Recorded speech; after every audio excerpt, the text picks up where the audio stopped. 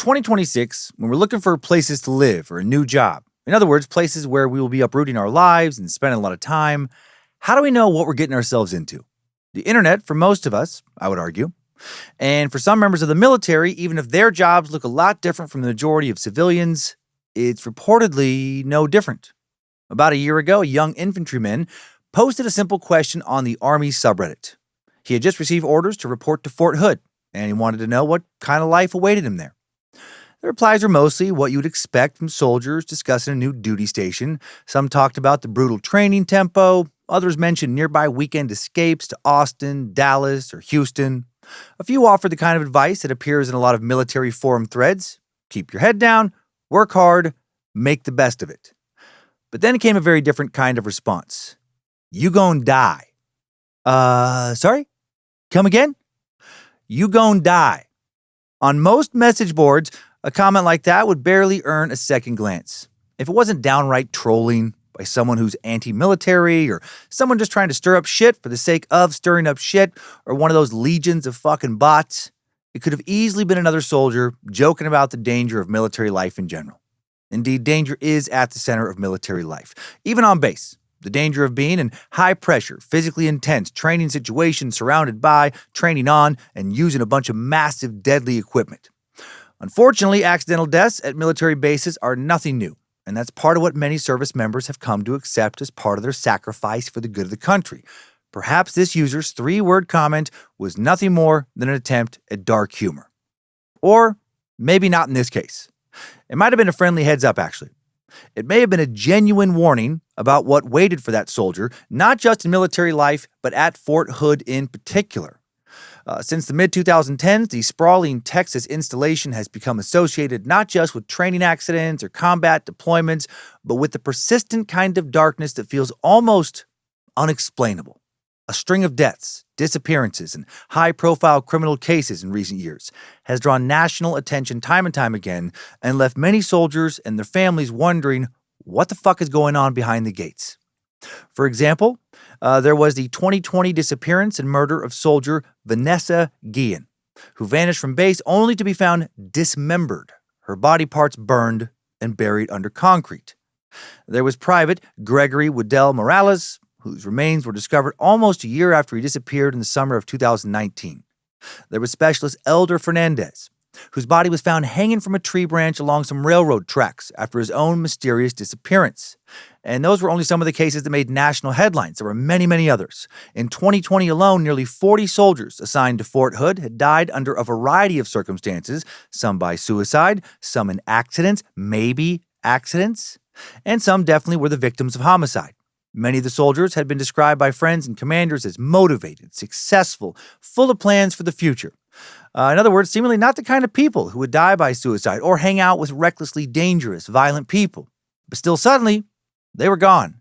As case after case surfaced and a culture of pervasive sexual harassment and sexual assault was exposed, more and more people, both inside and outside of the military, began asking, how had one of the Army's largest and most important installations become a site of seemingly never-ending tragedy and violence? And why couldn't the Army, one of the most powerful institutions in the country, if not the world, seem to stop it? Fort Hood's mysterious disappearances, deaths, sexual assaults, and the silence from the powers that be that has often surrounded all of that, right now, on another What in the actual fuck is going on here edition of Timesuck. This is Michael McDonald, and you're listening to Timesuck. You're listening to Timesuck.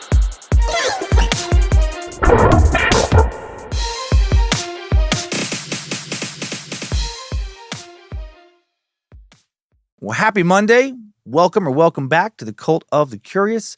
I'm Dan Cummins, a master sucker, one of the world's foremost experts in the study of ghost cucks, zombie baby adoption social worker, and you are listening to Timesuck. Hail Nimrod, hail Lucifina, praise be to good boy Bojangles, and glory be to Triple M, our songbird. No announcements today, other than I'm a really big fan of a lot of you. Probably even most of you. You're a great group of people who really make me feel better about the world, truly. I mean, I'm sure at least a few of you fucking suck, big time. There's enough of you, statistically, for a few of you to almost certainly be terrible. I mean, probably at least 2 or 3 of you are murderers. But let's not think about that. Let's not think about listening to something also being listened to by some fucking monsters. I'll move along now. Enough of these shenanigans. No one wants shenanigans. So, as I asked earlier, what in the actual fuck has been going on at Fort Hood? Let's jump in and take a look under Fort Hood's proverbial, hood.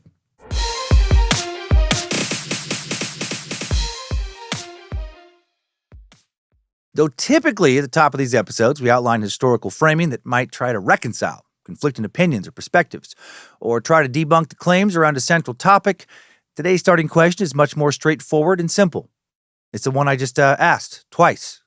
And the almost inevitable follow-up question we asked that question here is, why has what's been happening been happening?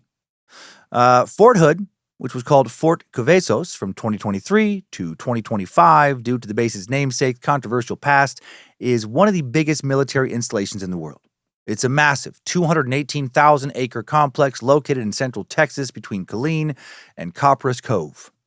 As the largest active-duty armored post in the U.S. and home to the 3rd Armored Corps, Fort Hood currently houses nearly 40,000 soldiers. And for most of us, that's probably about all we really know about Fort Hood, if we've even known that. Most of us will never step foot inside Fort Hood. The closest many of us will get is turning around at the standard green exit sign along the highway that connects the base to Austin. Most of us will never present our government-issued ID to gain entrance at the massive toll plaza-like main gate, where private security guards inspect documents and then beckon you through, or I guess turn you around or detain you and start the process of trying to figure out what the fuck you were doing when you thought you could sneak on into a place where you were not welcome for a number of reasons.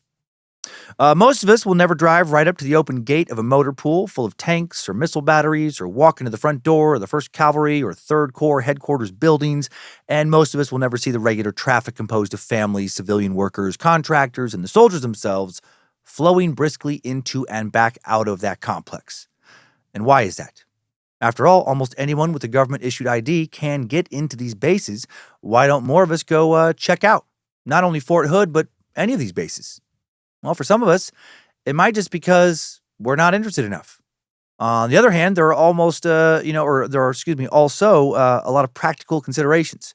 Since military bases are absolutely huge, they have to be set up in the countryside a lot of the time, so you might have to drive for a while, sometimes hours, sometimes along rural roads. Those roads could lead you through some dangerous areas, places where there's not cell phone coverage, where the weather could be unpredictable, or even, as it is rumored around Fort Hood, where organizations like drug cartels have a strong foothold.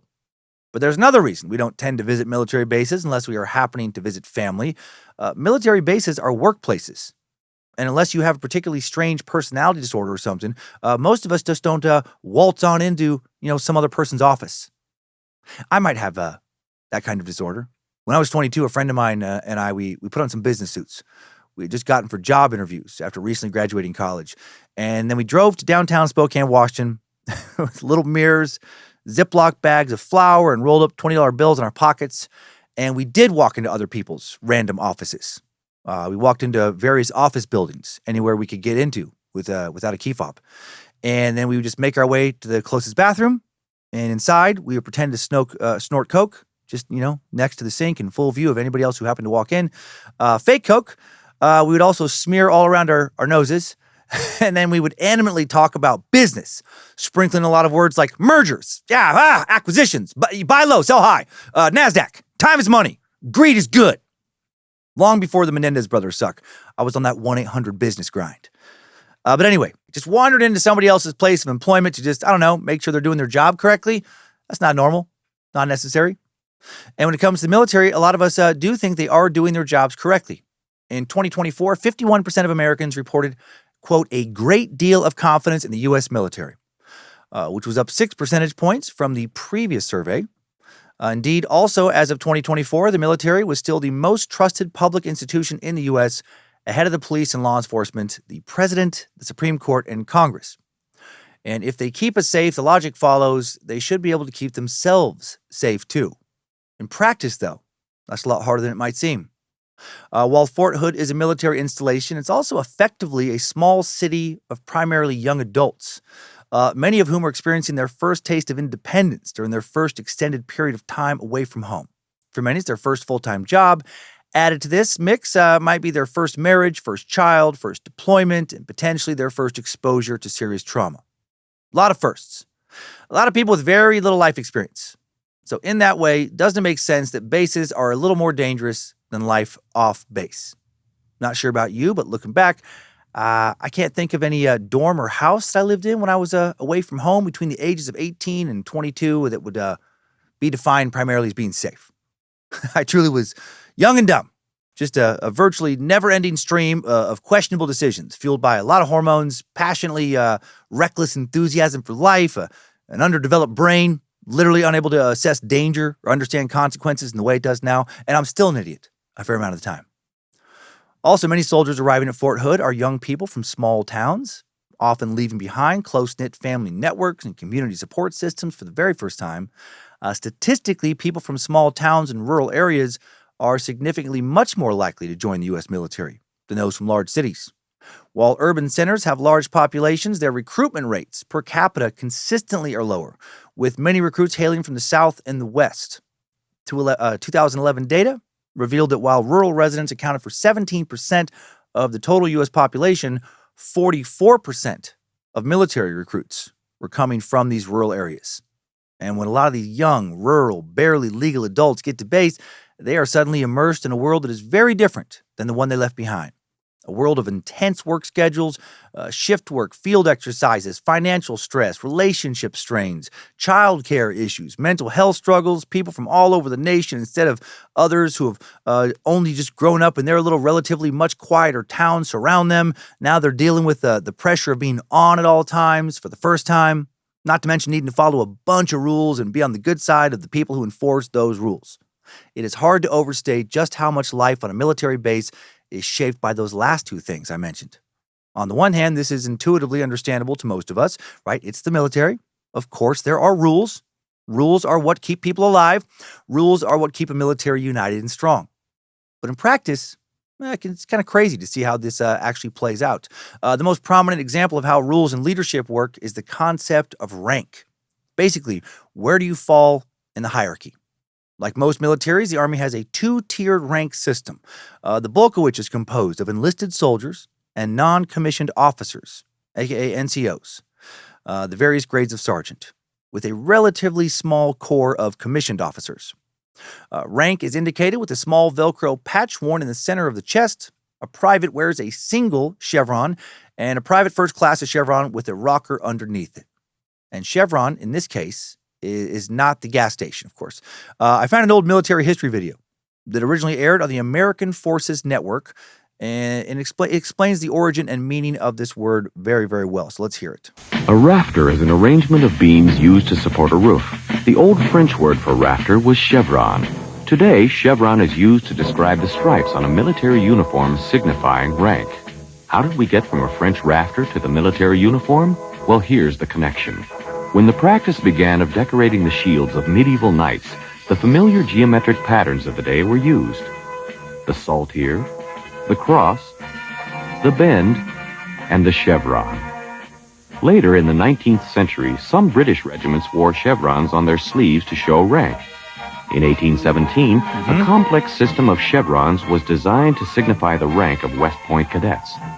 A few years later, the idea was passed on to the regular Army. And in today's armed forces, enlisted men and women carry on the tradition by wearing their chevrons with pride. That's how this symbol from medieval times became a part of our American military heritage. Well, thank you, very calm-voiced, concise, unknown narrator.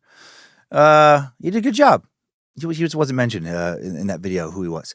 I do feel like if that video is any longer, his voice might have lulled me to sleep. And now I hope I get the rest of this right.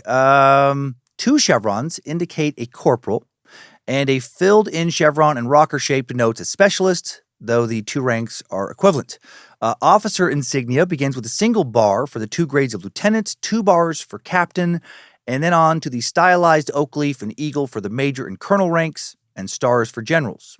While soldiers are only directly accountable to superiors within their chain of command, rank entails a host of formal and informal interpersonal protocols.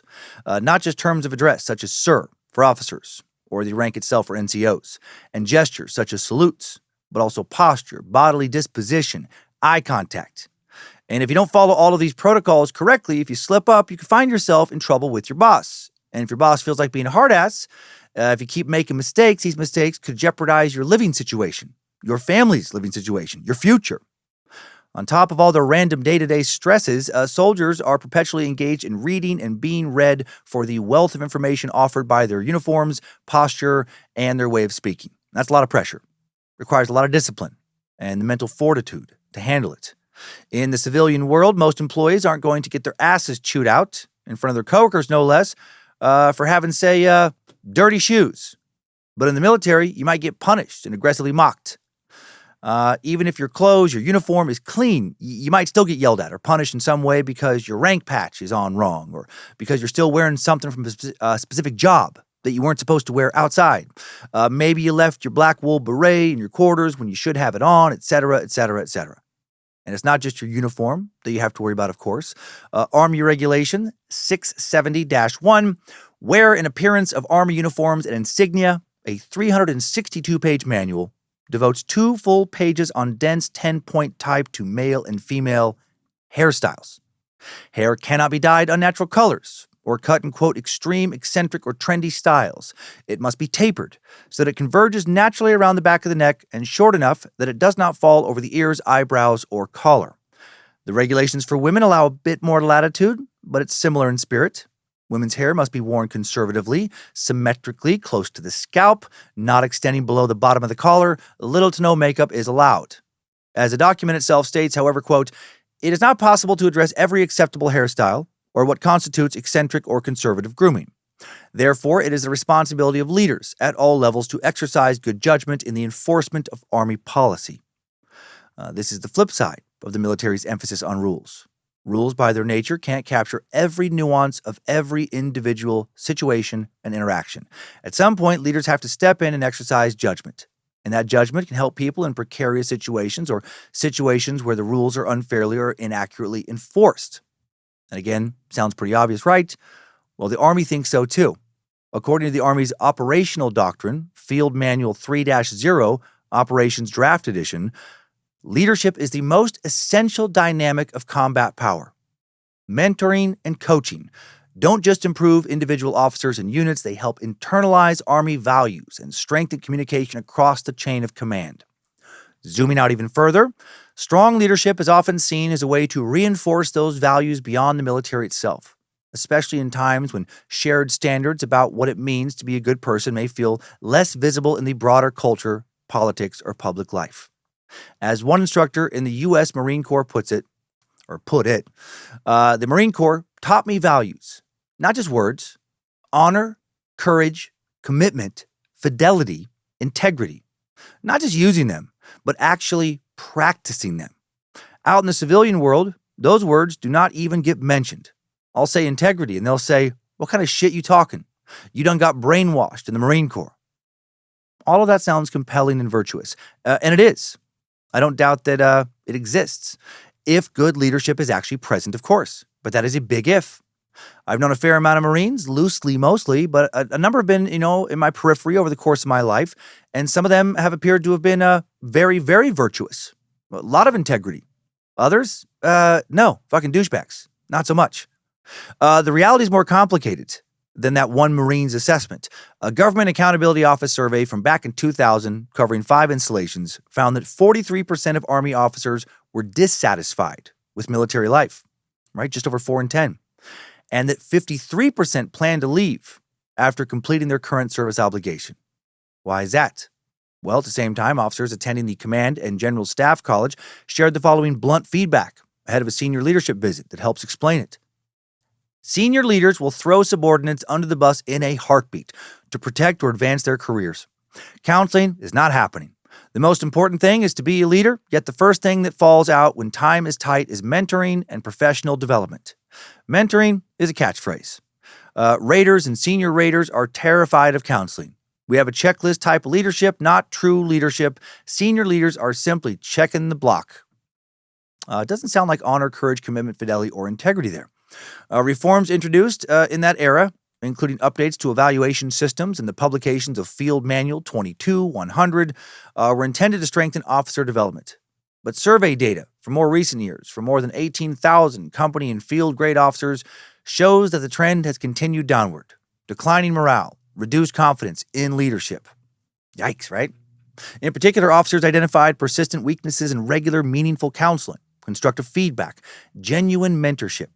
Quarterly counseling, supposed to be a cornerstone of leader development, was consistently rated as one of the weakest areas. Not exactly the looking out for one another camaraderie, right, they'd hope for. Those failures have real consequences for individual soldiers. A book called Making War at Fort Hood, Life and Uncertainty in a Military Community, one of our main sources for this episode, described multiple situations that depended on leaders who could have advocated for them but did not. Leaders when their subordinates could have advocated for them but didn't.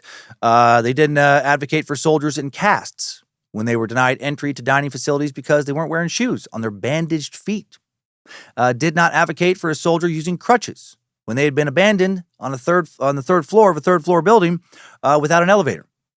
But nowhere does the lack of leadership have more serious consequences than in the area of sexual harassment and sexual assault, which has unfortunately long been and continues to remain to be a big problem for the military. For example, a 2011 report found that women in the U.S. military were more likely to be raped by a fellow soldier than they were to be killed in combat. The following year, a Pentagon survey found that approximately 26,000 women and men were sexually assaulted that year. Of those, only 3,374 cases were reported. In 2013, a new Pentagon report found that 5,061 troops reported cases of assault. Of the reported cases, only 484 of those went to trial, and 376 resulted in convictions. 376 out of over 5,000 reported cases. And the deeper you look into all this, the more troubling the stats become. A survey for the Department of Defense conducted in 2015 found that in the year before, 52% of active service members who reported sexual assault had then experienced retaliation in the form of professional, social, and administrative actions or punishments. Where is the honor, courage, commitment, fidelity, and integrity there? In addition to retaliation against soldiers remaining in active service, many former service members who reported sexual assaults were forced to leave after being discharged for made-up things like having a personality disorder. Not some professionally diagnosed, specific personality disorder, just a phrase tossed out, in all likelihood by somebody who just didn't like them, thought they were lying, or were retaliating against them for pointing the finger, for them having pointed the finger at one of their friends. Because of this, in 2018, although 6.2% of women and 0.7% of men reported experiences consistent with the Uniform Code of Military Justice's definition of sexual assault, only 17% of male victims and just 30% of female victims reported the incident to the Department of the Defense. The most common reasons for not reporting the incident were that, quote, they wanted to forget about it and move on, they did not want more people to know, or they felt ashamed or embarrassed. Damn. Finally, when comparing active duty service members to the overall civilian population, military personnel face a significantly higher risk of experiencing sexual assault. Women in the military face a risk that is 2 to 4 times higher than the government estimates for civilian populations. Sounds like the military has a real fucking problem with some dirtbags, which sucks for all the officers and soldiers who do have excellent integrity. Even more concerning, strong evidence has been found that the military has been actively hiding how common sexual assault is. According to independent investigators working with the Watson Institute's Costs of War project at Brown University in 2024, actual sexual assault rates in the military were estimated to be 2 to 4 times higher than the official Department of Defense figures. That's a serious transparency and trust problem. Now, to be fair, the Army has taken some steps to combat this. Back in 2004, 2 decades before those findings, the Department of Defense created the Care for Victims of Sexual Assault Task Force, whose findings indicated the need for a more powerful and centralized organization to address the issue. This led to the formation of the Joint Task Force for Sexual Assault Prevention and Response, which eventually transitioned into the Sexual Assault Prevention and Response Office. 7 years later, the Army merged its sexual assault and sexual harassment programs into a single organization called SHARP, Sexual Harassment/Assault Response and Prevention. The idea was that harassment and assault existed on the same spectrum and should be addressed together.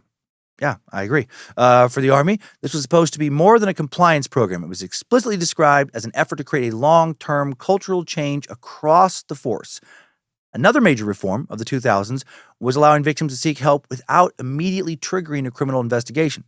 Now a soldier could make a restricted report, receive medical care and advocacy services, and keep their allegation confidential. The Army hoped this would encourage reporting among people who feared retaliation or publicity. But did this work? Was it enough? Those recent 2024 findings would suggest not even close to enough, that it didn't work. Why is that? Why not? What is the true source of this problem? Why does there seem to be so much violence, sexual and otherwise, on bases like Fort Hood? Why does the suicide rate at Fort Hood frequently hovered around quadruple the national average? Why is the murder and sexual assault rate at Fort Hood specifically oftentimes the highest in the entire military in recent years? In 2020, at least 39 Fort Hood soldiers, though some sources say 38, died or went missing. And this wasn't the first indication that something was wrong at Fort Hood. The 2020 numbers would add to ongoing mysteries, such as a 2016 case where a corpse's hyoid, the U-shaped neck bone, typically examined to determine whether or not strangulation has occurred, just was missing. Just gone. I'm no doctor, but I do know that bones don't walk off on their own, so it's someone removed it. Well, obviously it sure seems like it. Who? And perhaps most importantly, why? To cover up evidence of a crime would be my strong assumption.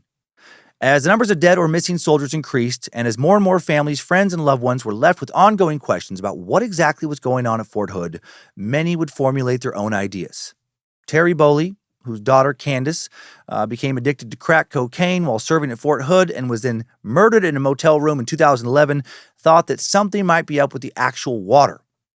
Thomas Berg, whose son Private Brandon Rosecrans, his Jeep was found burning in May of 2020, believed that the violence in the area just spilled over and the only solution was not to go out after dark. Linda Schweers, whose specialist son Justin died in a car crash in June of 2021 while suffering from PTSD, thought it was the cartels that supposedly ran the area. Lupe Guillen, who lost her sister, specialist Vanessa Guillen, in a murder that would shock the country and make it clear just how deep Fort Hood's problems ran, thought that Fort Hood simply had an almost supernaturally bad vibe. As she described it, one of the first times she stepped onto the base, a rosary she'd been carrying in the palm of her hand tore apart, its beads scattering over the concrete ground. She took that as a pretty ominous sign. Still others point to the very real fact that Fort Hood was potentially built on a classic haunted trope, Native American burial ground. So again, what the fuck is going on, has been going on at Fort Hood? It's got to have to do with something other than cursed soil, doesn't it? Yes, it does. I think the answer, when you really look, when you really think about it, is actually pretty obvious. It's my dad. My dad has to be behind all this shit. Right? He fucking has to be. My sister and I were just talking about that shady motherfucker the other day. That literal motherfucker. How his stories, they don't add up. How his aura, always negative, dark. How he has iffy energy, sketch fucking vibes, man. So much ick. It's like that unk is made out of nothing but ick. Murders, strange disappearances, a culture of sexual harassment and assault, cover-ups. That shit has my dad's mysterious, where the fuck was he, grubby-ass fingerprints all over it. So yeah, I have called 1-800-DAD-WATCH. I've left several heated, pointed voicemails. I just missed answering the phone in time when they called a few hours ago. I wasn't able to get a hold of them when I called back in time for this recording. I thought about canceling this recording, but on the off chance, on the very small off chance, that all of this hasn't been my dirty dad's dark handiwork, let's look into other possibilities, I guess.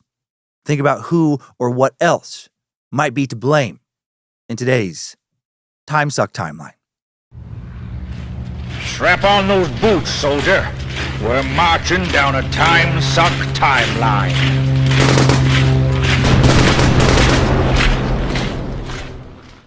Starting this at the very beginning, as we often do here, the War Department announced the selection of this site for a base on January 15th, 1942. Some sources do say January 14th.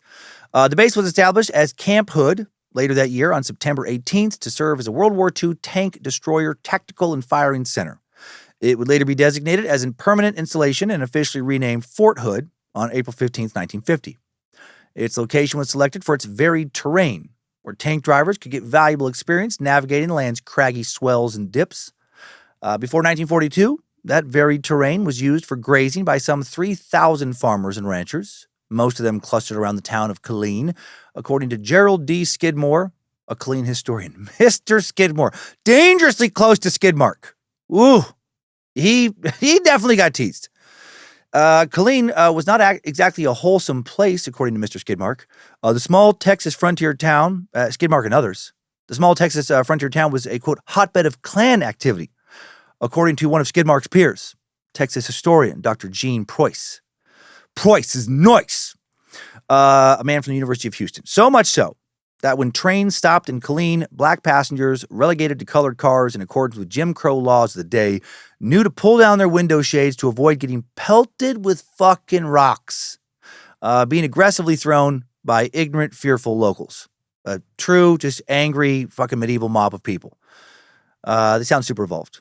They sound like they would have been really fun to just, share some gin fizzes with, sit down and pontificate about the meaning of life with, get existential. No. Do they sound like they enjoy gin fizzes and pontificating? No, probably not. Probably enjoyed, fucking picking their butts with their fingers and not washing their hands. Killeen was a fucking shithole. Complete cultural void. Peckerwood paradise, if you will. There wasn't a single black resident in town until the early 1950s. Also wasn't that many people overall around. While the town has over 160,000 people living there now, as recently as 1940, it only had roughly 1,200. Killeen sits along what historically was an especially brutal stretch of central Texas, the Balcones Fault, which separates the high plains of the hill country to the west from the Grand Prairies and limestone plains of the east, and along which now runs Interstate 35.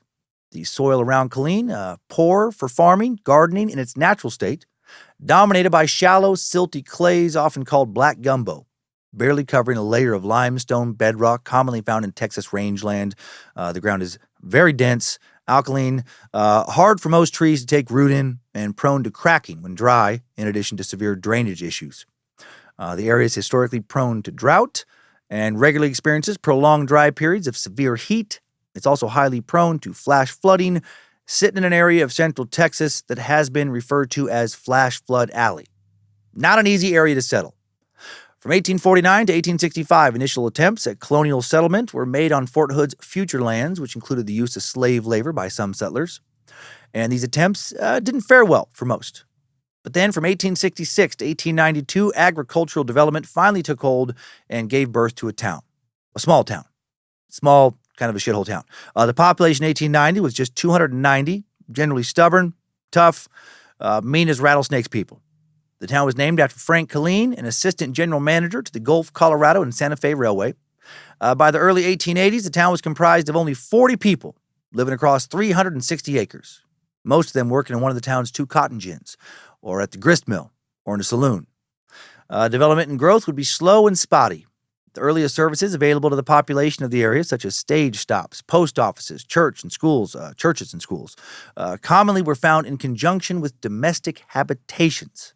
As one historical society report put it, meaning those services were probably offered out of people's homes. Excuse me, where might one find a post office? Go to Daryl's house. Is the post office next door to Daryl's house? Nah, I'd be on his porch. Fascinating. One more question. Where might one find a stage stop? Linda's shed. Out back next to chicken coop. It's kind of that kind of town.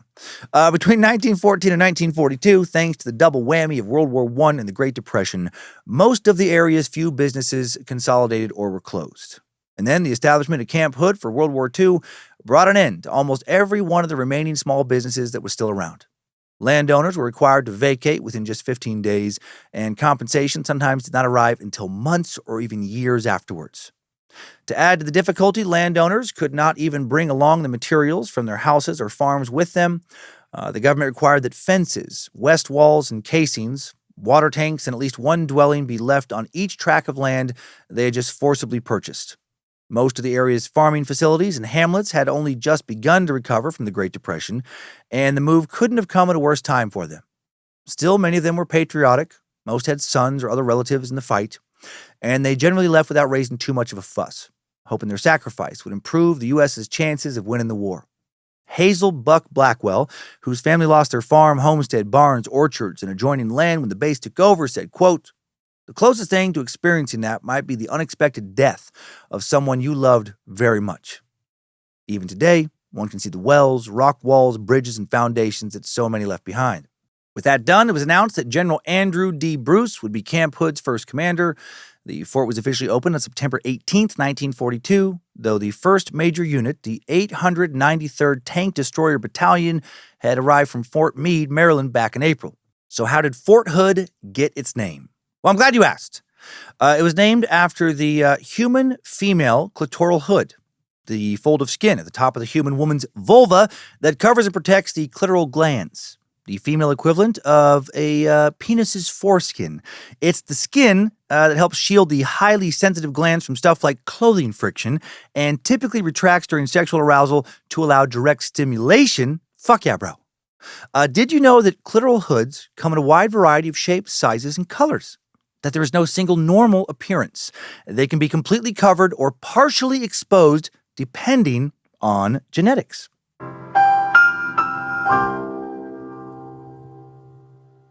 No, the name has nothing to do with a woman's clit, sadly. That'd be a better story. It was named after John Bell Hood. As National Park Service website notes, John Bell Hood holds the distinction of being one of the most rapidly promoted leaders in the Confederate military forces during the Civil War. And that is certainly true. But his legacy, actually a lot more complicated than that. It's also a legacy interesting enough to be worth sharing, so here we go. John Bell Hood was born in Owensville, Kentucky in 1831 to a wealthy slave-owning physician who routinely held medical classes in the family orchard in Mount Sterling, Kentucky. Rather than follow in his father's footsteps, which would have sent him to medical school, Hood pursued a military career early on, graduating from West Point at the age of 22. Not sure that John would have passed his medical school classes. As a student, he had less than stellar grades, earning average or below average marks in many of his classes, also racked up a plethora of disciplinary demerits his senior year, 196, just 4 shy of expulsion. Luckily for him, the country was about to be in a place where military men were sorely needed. When the Civil War officially began in April of 1861, Hood resigned his position in the U.S. Army and returned to Kentucky, excited for the prospect of defending the institution of slavery for his home state. But the majority of others living in his native Kentucky failed to embrace secession and would ultimately join the war on the side of the Union. Instead of staying in Kentucky and fighting for the Union, fighting for his state still, Hood adopted Texas as his new home, which eventually garnered him command of the 4th Texas Infantry. Did I mention he was considered to be notoriously racist even for those times? He was. His big military break would come at the Battle of Gaines' Mill on June 27, 1862, in which he led his brigade in a charge that broke the Union line and helped carry the day. Though he himself escaped injury, literally every other commissioned officer in the Texas Brigade was killed or wounded, which some would actually see as evidence of pretty poor leadership. Courageous charge, yes, but also needlessly reckless. A lot of people said yes. Reckless courage would be the hallmark of Hood's military career. Dude had zero shortage of balls. Big balls. I will 100% give him that. But did he have an equal amount of brains? Most historians, it seems, do not think so at all. They aggressively do not think so. 2 months later, at the Second Battle of Bull Run, Hood again led the Texas Brigade in a spirited charge that assisted in securing another Confederate victory. And again, Hood lost a whole heap of men. About half, according to some sources. After another success at Antietam, in which he again lost almost all his men, he would be promoted to Major General, which was made official on October 10, 1862. Then at the Battle of Gettysburg on July 2, 1863, Hood's left arm was shattered by a shell fragment. Was not amputated, but it might as well have been. The injury permanently paralyzed and incapacitated the limb for the rest of his life. Did that slow him down, though? Oh, fuck no. Dude kept fighting after that. Kept leading horseback charges as well. Then on September 20th, 1863, during the second day of fighting, during the Battle of Chickamauga in Georgia, he lost a whole fucking leg while leading another massive charge.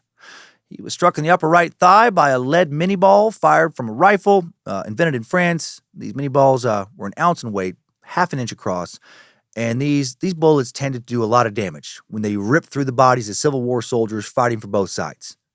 Hood's personal surgeon amputated the shattered leg right there at the field infirmary, severing it just 4 inches below the hip. The wound was so severe that his doctor placed the severed limb into an ambulance intending to bury Hood and his leg together if Hood didn't survive. But he did.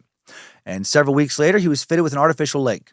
And then several months after that, dude got back on the fucking horse and led more charges. He was like the Black Knight from Monty Python.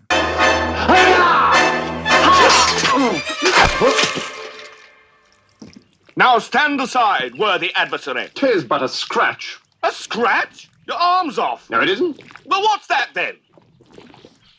I've heard worse. You liar. Come on, you pansy. If you've ever seen that, just keeps losing limbs. He's like, I'm fine.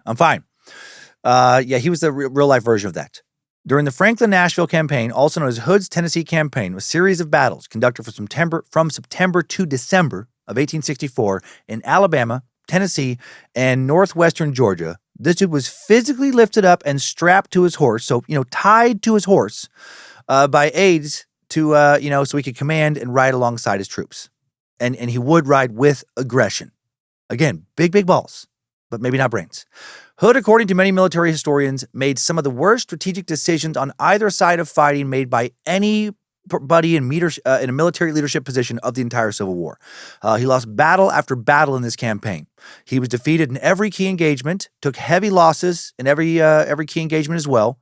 Then he made a hasty retreat south and was eventually forced to surrender not long after running up against the infamous Union General William Tecumseh Sherman. On November 30th, 1864, for example, frustrated by a missed opportunity at Spring Hill, Hood made what some historians have called several catastrophic errors, made one of these, when he ordered a frontal assault against heavily entrenched Union positions at the Battle of Franklin. The practically suicidal charge decimated his army, resulting in over 6,000 Confederate casualties, including the deaths of 6 generals. At the conclusion of the Civil War, Hood traveled about the South, ended up moving to New Orleans, selling cotton there. Interestingly enough, he made a career pivot to life insurance, becoming the president of Life Association of America.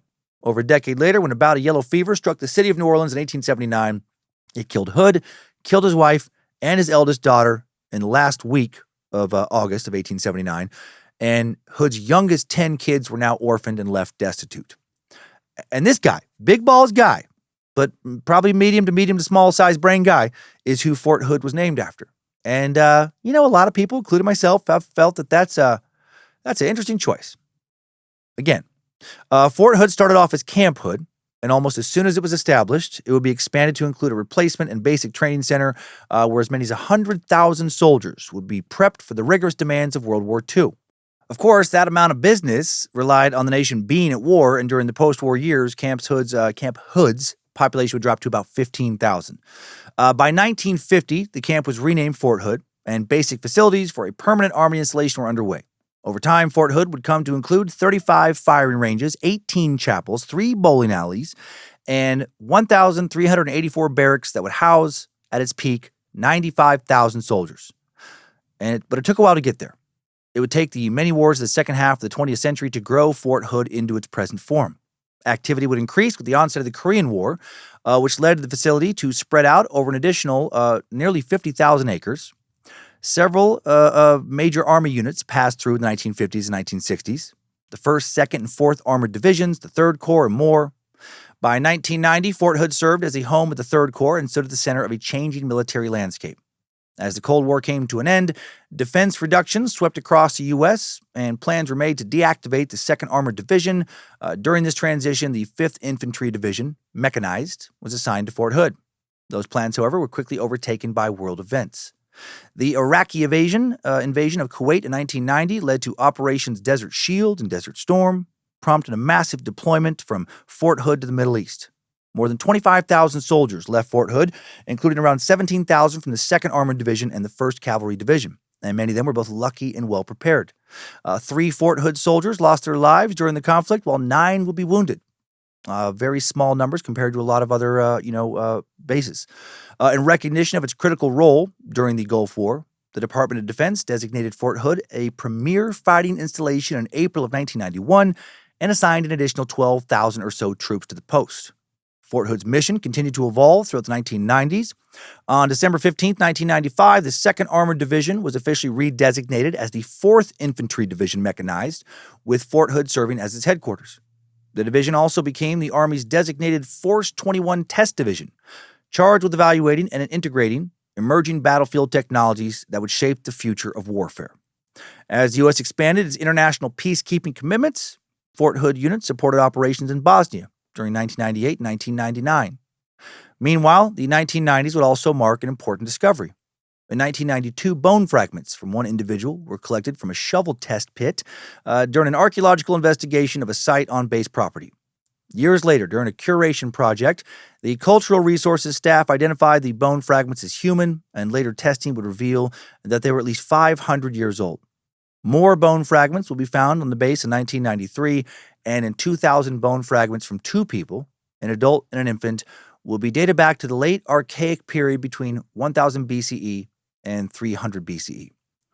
A few years later, a police officer in the area stopped an individual for a traffic violation and was reportedly informed that human remains were in the vehicles. The person had been digging for arrowheads on private property in Bell County with the landowner's permission, and in the course of excavation had uncovered some remains. Because the individual also had an outstanding warrant, both he and the remains were taken into custody, and the remains were then seized as evidence. And there could be even more old bones in the area on and around the base. One source said that more than 2,200 grave sites have been discovered back in 1998 alone, though we could not verify that with other sources. So why the fuck were all these bones at Fort Hood? We do know that Bell County, where the fort is located, is home to tons of prehistoric Native American archaeological sites, including rock shelters. It's unclear if there was an actual burial ground or if people just happened to be buried near where they presumably lived and died. Is this why there's so much death at Fort Hood? Because it's cursed? Because the land is haunted? No. I'm going to say that's probably not why. But some of the internet has posited that as a possibility, so I've included it. Zooming out now and returning to the timeline. September 11th, 2011, the terrorist attacks on the World Trade Center ushered in a new era of military operations and once again placed Fort Hood at the forefront of national defense. Soldiers from the installation would play key roles in both Afghanistan and Iraq, participating in combat operations as well as reconstruction and stabilization efforts. In January of 2003, the 4th Infantry Division deployed to Iraq and later played a central role in the capture of former Iraqi leader Saddam Hussein on December 13th. The 1st Cavalry Division followed up with its own deployment to Iraq in the spring of 2004. And beyond combat operations, Fort Hood personnel also contributed to humanitarian and disaster relief missions. Soldiers assisted in combating devastating wildfires here in Idaho in 2000, later helped New Orleans recover from the widespread destruction caused by Hurricane Katrina in 2005. By that year, the installation had grown into one of the Army's largest and most important military centers, with nearly 65,000 personnel assigned to its various organizations, including the 1st Cavalry Division, 4th Infantry Division, 3rd Corps Headquarters, the TRADOC Test and Experimentation Command, and numerous supporting units. Meanwhile, all of this turned Killeen into a proper military town, its economy and its culture increasingly shaped by the rhythms of the post. Its population jumped during World War II from a little over 1,000 people to just over 7,000. Then by 1960, it was over 23,000. That doubled to over 46,000 by 1980, then nearly doubled again to almost 87,000 by 2000. Currently, by the way, it is estimated that over 160,000 people live there, as I think I mentioned earlier. Backing up to 2000, by that time, Killeen had become home to 6 strip clubs, 18 pawn shops, 35 dollar stores, 38 tattoo parlors, and 1 nightclub. The only action-packed nightclub that any city ever needs. Howdy, patriotic partners. Thank you for your service. We'd like to celebrate all our boys and girls on and off base, draped in red, white, and blue, by giving you a 20% military discount on a Texas-sized steak with a loaded baked potato smothered in cheddar cheese, real butter, and real bacon for just $14.99. And then when your belly is full, push yourself back from the table and head on over to our dance floor. Cut loose with a cold Texas beer like a Lone Star, Shinerbach, listen to some honky-tonk, and then head on out into the parking lot, hop into the back of a full-size Chevy or Ford and make some babies. Or at least get in some practice, a wink-wink. That's right, this is Black Angus Steakhouse and Nightclub. Get on down here. Come on. Yeah. Get on down.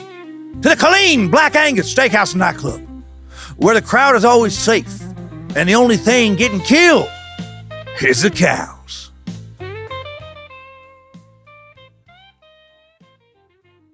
Hopefully enough of you heard episode 506, the charmer serial killer George Russell, for all that fucking nonsense, to make at least a little bit of sense.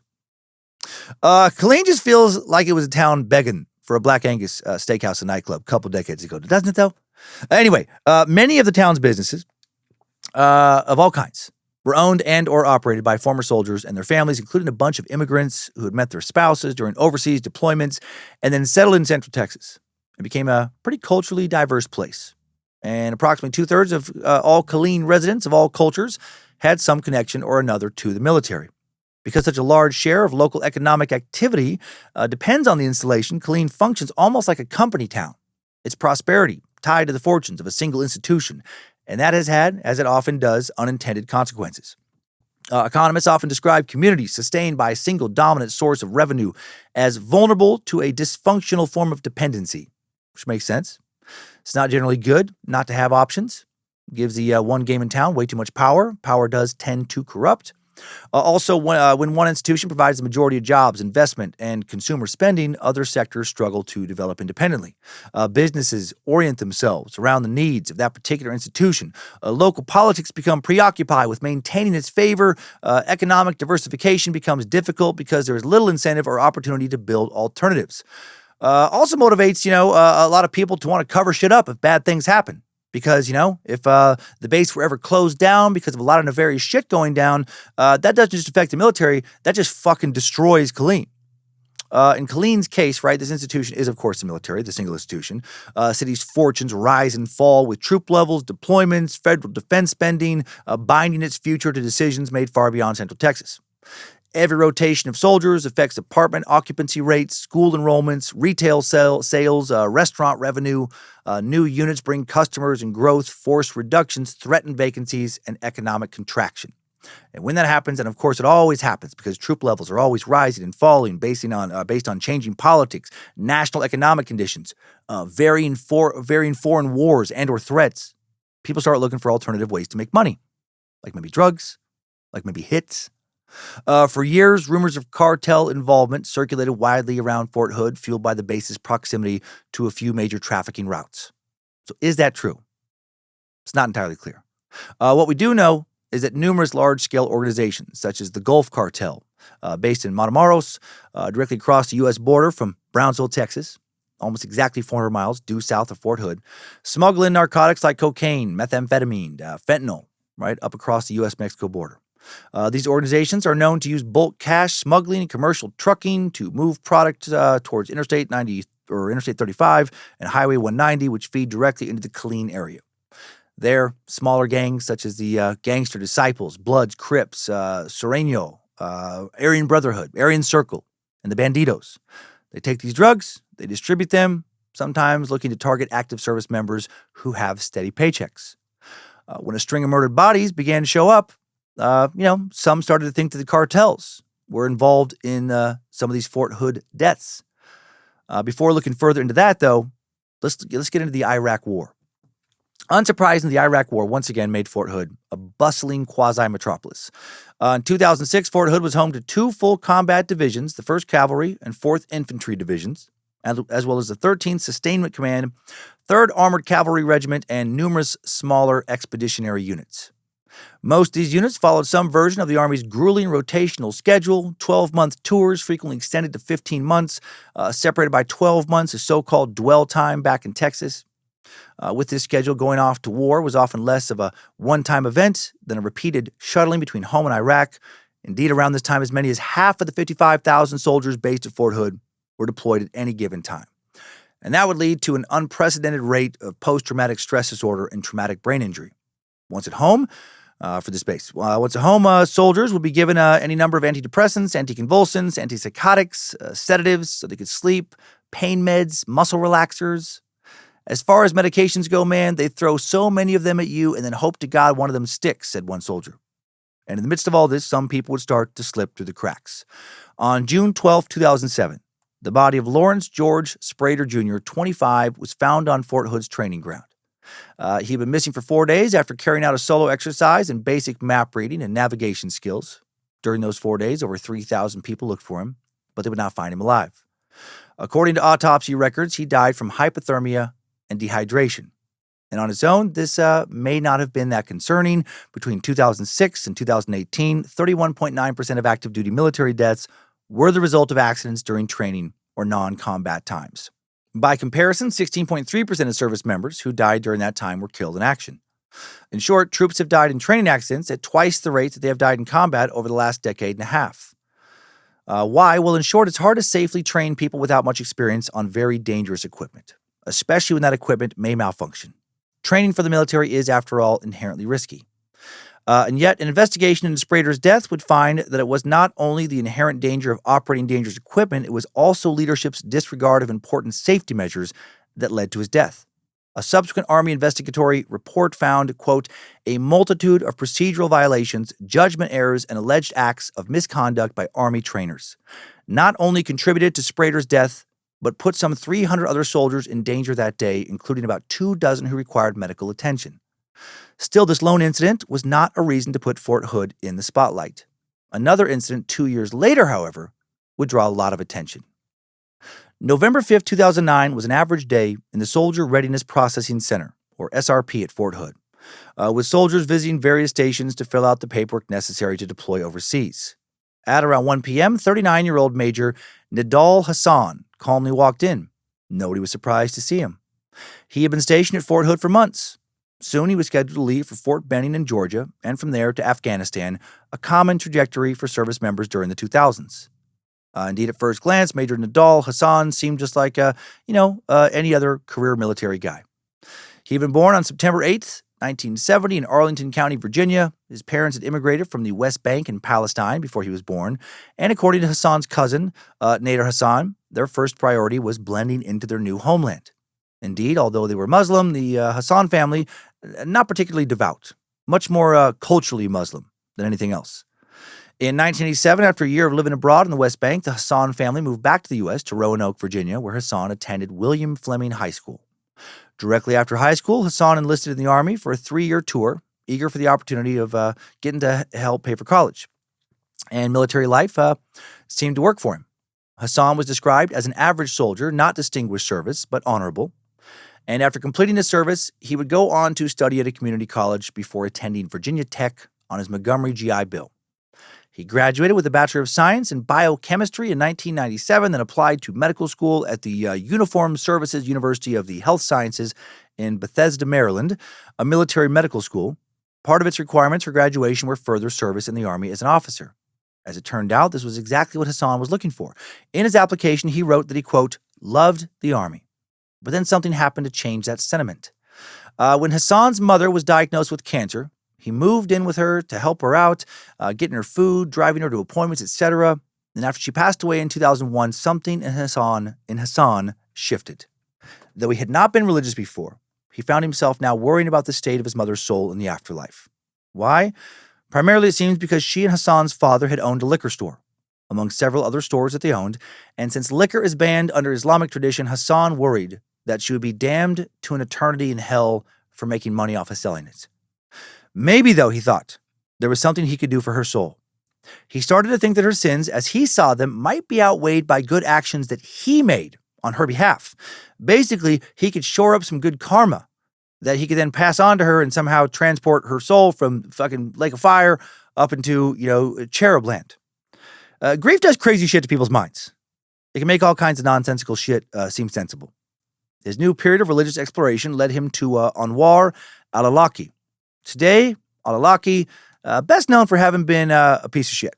Best known for having been one of the most influential al-Qaeda recruiters, inspiring multiple Islamic jihadists. In 2001, though, nobody knew that. At that time, al-Awlaki was considered a moderate and well-known Muslim leader in the Washington, D.C. area, where he was the imam, or religious leader, for the Dar al-Hijra Mosque in Falls Church, Virginia. But he would quickly become more and more of an extremist. Hassan had been introduced to him during his mother's funeral, which al-Awlaki presided over. Hassan thought the Imam was an incredibly captivating speaker, so much so that he bought a series of tapes that al-Awlaki had made about Islam and started playing them in his car while he'd drive around. These tapes made him feel like he was understanding Islam in a way he'd never had before. As a non-Arabic speaker, his understanding of the Quran was pretty limited, or so he felt.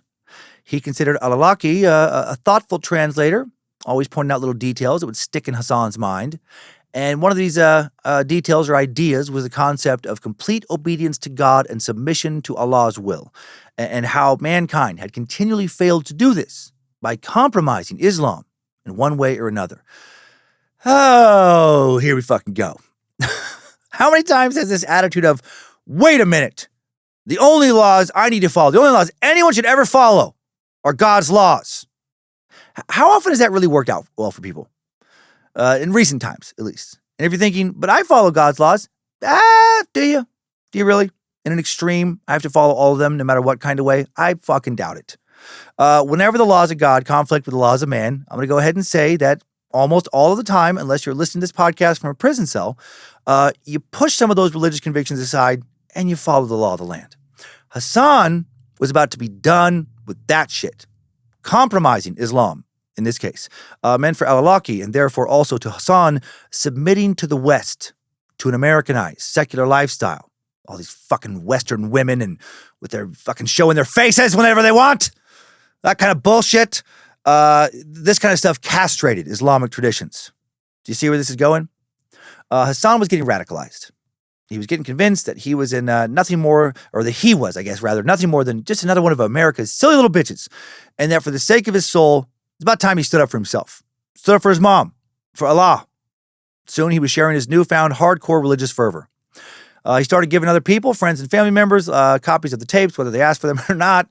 That didn't go well. He carried around cases of these tapes in his trunk, like a fucking lunatic, just waiting for someone to give them to. This behavior persisted for a long, long time, from 2003 to 2009 during Hassan's internship and residency period at Walter Reed National Military Medical Center. That's a lot of years to get further radicalized, to grow more and more critical of America's relationship with Muslims, while also becoming more and more of a devout extremist Muslim. Over this time, Hassan became so fiercely conservative that during a family get-together for Thanksgiving in 2007, Hassan harshly scolded his cousin in front of everybody for bringing a female date because he believed that it was religiously impermissible for women to ever leave the house without a male guardian. Fuck this guy.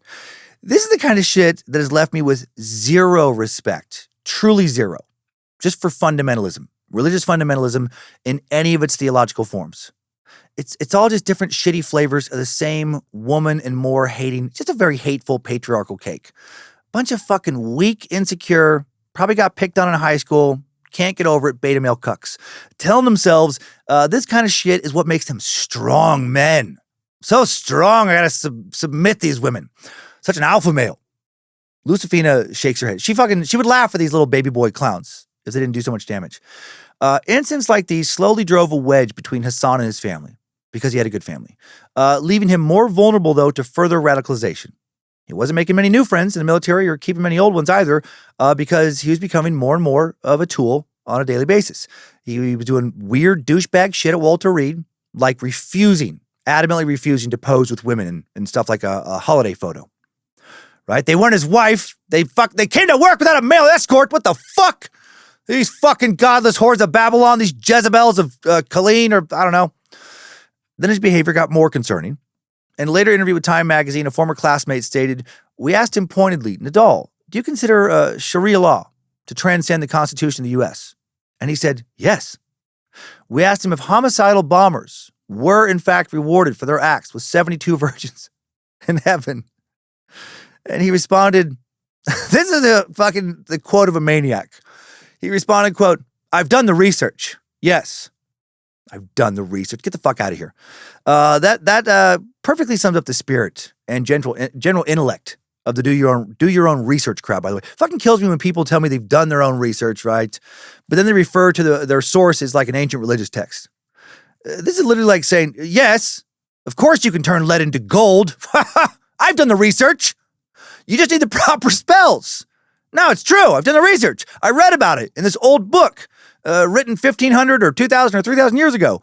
And the people who wrote it, or the dude, or I don't even know who wrote it, but they said it, the book says it's true. So it has to be true. Sometimes I swear, I feel like I'm a fucking alien that got dropped off on an insane planet where the majority of the population are delusional lunatics that just continually fucking rile me up with their fucking nonsensical magical thinking. Come on, mothership, take me home. I've had enough of these fucking weirdos. Things would quickly get even more troubling for Hassan. In the final year of Hassan's residency, he participated in something called Grand Rounds, a teaching tool in which a presenter would introduce a particular case or medical issue to an audience of colleagues and answer questions, like a thesis presentation. And Hassan's topic was telling. He described the conflicts he believed existed for Muslim soldiers between their faith and their military duty. On the surface, this could have been a great topic to approach from a psychiatric angle, but Hassan did not actually cite much medical research. Instead, he based his arguments on quotes from the Quran and his own religious interpretations, some of which undoubtedly came directly from al-Awlaki, his crazy zealot ass. And then he started talking about Osama bin Laden. In his presentation, he wrote that it is arguable that the U.S. government is quite capable of doing ungodly things, and that Osama bin Laden had pointed this out too, and that he had a point. And actually, I do agree with him on this point. All governments are capable of doing ungodly things, and ours has certainly done so many ungodly things over and over again. Doing some right now, many in my opinion. We are not a white knight with unquestionable integrity and God-ordained valor. But, and I think a lot of people forget this, it's not like any of our adversaries are white knights either. The world is fucking full of flawed people to various degrees of every creed and every color. Now, do I think that observation justifies what we sometimes do? No, not at all. Not giving us a pass, but holding the opinion that it is arguable that the U.S. government is quite capable of doing ungodly things does not justify what Hassan will do, what he did do, what he did to people who were not personally doing any of these ungodly things. Hassan's take here was deeply disturbing to many of his classmates, at least one of whom complained to their superiors after his presentation, and yet no real alarm was raised. Then between December of 2008 and June of 2009, Hassan sent over a dozen emails to Anwar al-Awlaki through a messaging function on al-Awlaki's website. By this point, al-Awlaki was a known al-Qaeda associate. And although Hassan's communications would open an investigation, authorities would ultimately categorize Hassan as, quote, not a person of interest, despite the fact that Hassan now fully believed he had to do something to defend his religion from the U.S. Who the fuck made the call that he was not a person of interest? That's a big fuck up. He should have been a person of extreme interest. Meanwhile, Hassan received orders to report to the Carl R. Darnall Army Medical Center at Fort Hood no later than July 15, 2009. In Texas, Hassan would settle into an inexpensive apartment. He mostly kept pretty bare, preferring to have few possessions or furniture. In addition, he intentionally kept his bank account so low that it would not accrue interest because he now believed that to be un-Islamic. Never fails to astound me how much dumb, self-sabotaging shit people, seemingly intelligent people in so many other ways, will do to themselves. Just needlessly fuck their lives up with this nonsense. On August 1st, 2009, Hassan purchased an FN-57 pistol, magazines, ammunition from Guns Galore, this gun superstore in Killeen. According to Army Specialist William Gilbert, a regular customer at the store, Hassan entered the store and asked for, quote, the most technologically advanced weapon on the market and the one with the highest standard magazine capacity. How is that question not a red flag? How does that not warrant at least an anonymous call of concern to authorities? What if he's like, I would like the most technologically advanced weapon on the market that will kill the most amount of people in the shortest amount of time, please, and I need it quick? Would that have prompted a mandatory call to the authorities? Actually, no. There are no specific federal or state laws explicitly requiring gun store employees to report general threats. Now, they are legally permitted to deny sales to anyone they suspect is a prohibited person or poses a risk to themselves or others, but they don't have to report them. If a direct and credible threat of violence is made, employees are strongly encouraged, and in many jurisdictions bound by general duty, to contact 911 or local police immediately. Hassan proceeded to film store employees demonstrating how to disassemble, clean, and load the gun. And then he would come back several times to purchase a lot of ammo. So much. Sometimes 8-10 boxes at a time. Bought over 3,000 rounds in total. When he wasn't studying religious texts now, this motherfucker was down at the shooting range, firing headshots into targets, getting good enough over the course of a few months to hit his targets with between 80 and 90% accuracy. And yet he still didn't know how he was going to commit his religiously inspired act of violence. He still considered his military oath of office sacred, so how could he defend Islam while not attacking the U.S. military? While he was wrestling with that, while he's trying to figure that out, something got in the way of his plans, made him rush his decision. Near the end of October, Hassan was informed that he was going to be deployed to Afghanistan, with orders to report to Fort Benning, Georgia for pre-deployment training no later than November 28, 2009. Hassan was shocked. He did not think he would be deployed so soon, not when he was still weighing the pros and cons of, whether or not he was going to go full fucking death to infidels jihad. He was still going back and forth, knowing that he would change his life permanently, that he would either wind up in prison or dead if he did what he was willing himself to do. Was this what God really wanted from him? Or would he be throwing his and others' lives away, he wondered. Well, again, there was very little time for him to keep weighing these options, and he made his choice. And on November 5th, 2009, around 1 p.m., 39-year-old Major Nidal Hassan calmly entered building 42003, carrying two weapons, that FN-57 pistol fitted with a green laser sight and a .357 revolver. On him were between 20 and 30 magazines, carrying a total of about 420 rounds. Damn. He's also wearing earplugs. Don't want to fuck your ears up. Got to keep your eardrums intact. Got to, make sure they're good and just not injured when you're just shooting the fuck out of a bunch of random people. He pretended to talk on his phone so others would not try to talk to him as he made his way through the base. His first stop was the desk of LaToya Williams, a civilian contractor. He told her that the officer in charge, Major Parrish, had an emergency and needed her assistance immediately. LaToya hurried away, as was part of Hassan's plan. As soon as she left the area, Hassan shouted, "Allahu Akbar, Allah is the greatest," and then he began shooting. Bullets sprayed at soldiers like they were coming out of a fan, mowing down people before they could fully realize what was even happening. Some witnesses would say due to the rapid and sustained rate of fire, they thought somebody had a machine gun, not a handgun. Immediately, a bunch of brave soldiers and civilians alike sprang into action. 56-year-old Army Reserve Captain John Gaffney tried to stop Hassan by charging him, but was shot and killed. 62-year-old civilian physician assistant Michael Cahill also tried to charge Hassan with a chair, but Hassan got him first, killing him as well. Then Army Reserve Specialist Logan Burnett, just 24 years old, tried to stop Hassan by throwing a folding table at him, but he got shot in the left hip, fell down, was forced to crawl into a nearby cubicle to hide. He would at least survive his wounds there. After firing from behind the desk for between 5 and 10 minutes, Hassan then moved on to find more soldiers. But it wasn't really clear who he was looking for. At one point, Hassan approached a group of 5 civilians hiding under a desk. He looked at them, swept the dot of his pistol's laser sight over one of the men's faces, then turned away without firing. Almost like he's fucking insane. While this was going on, an Army specialist broke a window in the back of the SRP building, allowing 2 soldiers to escape at the sound of gunfire. As the sound of gunfire filled the halls, Hassan then also exited the SRP building and headed for an auditorium to find more targets. But upon opening the auditorium door, he found a graduation ceremony taking place inside. Not wanting to harm any civilians, he headed back towards the SRP building, but his earplugs made it so that he couldn't hear the police officers behind him shouting for him to drop his weapon. When he did not respond, 34-year-old Sergeant Kimberly Munley fired at Hassan twice, after which he turned around and shot her. The first bullet hit her thigh. As she began to fall, a second bullet struck her femur, shattering it and knocking her to the ground. Hassan then walked up to Munley, kicked her pistol out of reach. How terrified was she in this moment? Fortunately, he would choose not to execute her, and she would survive.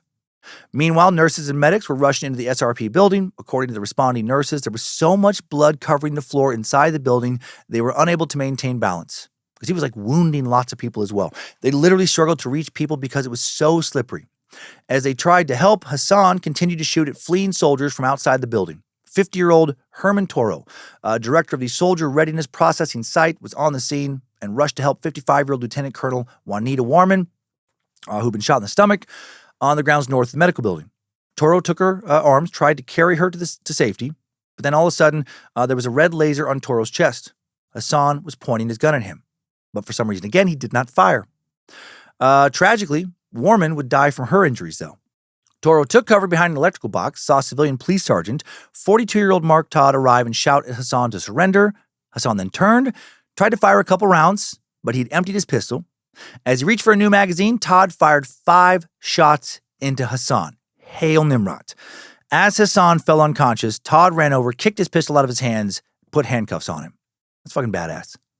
Hassan would live, but his carnage was over. Before being stopped, Hassan had managed to kill 13 people and wound 32. All but one, a physician's assistant, were soldiers. 8 hours after the shootings, Lieutenant General Robert W. Cohn, a base spokesperson, reported that Hassan was hospitalized off the base under around-the-clock guard and in stable condition. He was also paralyzed from the chest down. He deserved all that and more. In the following months, he would be charged with 13 counts of premeditated murder, 32 counts of attempted murder. Evidence pretty clear on all that. But a big legal question remained. Was this an act of terrorism? Could you be a terrorist if you weren't connected to a larger terrorist organization? In the days before lone wolf attacks like these were sadly more common, the Department of Defense did not exactly know what to do, so they designated Hassan's murders as an act of workplace violence. And that decision, that wording, understandably would piss a lot of people the fuck off. It would be very controversial. For many victims, military personnel and members of Congress, calling it workplace violence was a slap in the face, an attempt to not appear anti-Muslim on the DoD's part, even though they could have easily framed it as just being anti-Muslim extremist. I do think it's crazy that so many people are unwilling to denounce religious extremism in all its forms, right? Islamic extremists, Christian extremists, Jewish extremists, New Age extremists, like some of the cultists we've covered, etc. I mean, they can all suck the same big old bag of dicks and fuck off and die, especially when their radicalism turns violent. If I came across a headline about a bunch of violent extremists being fucking burned alive, that would fill me with joy. Good. World just got better. Whew. Oh, awesome. I would feel the same if a bunch of ideological extremists, like a bunch of Stalinist type of communist leaders or their governmental enforcers were butchered. Killing irrational and violent hate mongers, to me, that's no more tragic than basic pest control. It's like getting rid of a rat infestation. And I'll stop with my rant before I end up on a list, or on another list, or higher up on one of the lists I'm probably already on. For many victims, military personnel, and members of Congress, calling it workplace violence was also an attempt to avoid questions about intelligence failures before the attack. Some people trying to cover their asses. This classification also meant that victims were initially denied military honors like the Purple Heart and certain combat-related benefits because they had not been part of a terrorist or enemy attack. The military argued that since Hassan was being prosecuted under military law, which did not contain a separate terrorism offense applicable to his court-martial, characterizing the attack as terrorism could complicate the prosecution or create problematic legal issues during trial. Finally, 6 years after the attack in 2015, Congress would expand eligibility rules so that victims of attacks inspired by foreign terrorist organizations could receive Purple Hearts and related benefits. Long overdue, but better late than never, I guess. As a result, many Fort Hood victims would be eventually awarded these honors. In the meantime, Hassan would be in prison. Until his trial in 2013, he would be held at the Bell County Jail in Belton, Texas, only 30 minutes from where the attack took place. Despite attempts by his defense team to de-radicalize him, Hassan maintained that his violence against the U.S. military had been valid and Islam approved. And not surprised by his take here, right? A lot easier for him to believe that than to believe that he was just a stupid fucking asshole who needlessly killed a bunch of innocent people to please a God no one will ever be able to prove actually exists. Such a crazy thing to kill in the name of any supposedly powerful God, by the way, right? To me, it's literally as crazy as killing in the name of a ghost, right? Or the name of a goblin or Bigfoot. Because it also, like, if your God is so powerful, why can't he do his own killing? Why would God need to outsource that shit? Right? Feels pretty lazy and selfish. Stop being some kind of creepy murder cuck. Get to smiting infidels yourself, motherfucker. Is God a murder cuck? Is God that darkly kinky? Weirdly enough, Hassan would start fasting in prison. According to him, since he couldn't be sure that killing people was the right thing to do, he had some doubts, he wanted to rack up some kind of other good karma to make sure that he wouldn't be punished in the afterlife, and he thought he could do that by fasting. Okay.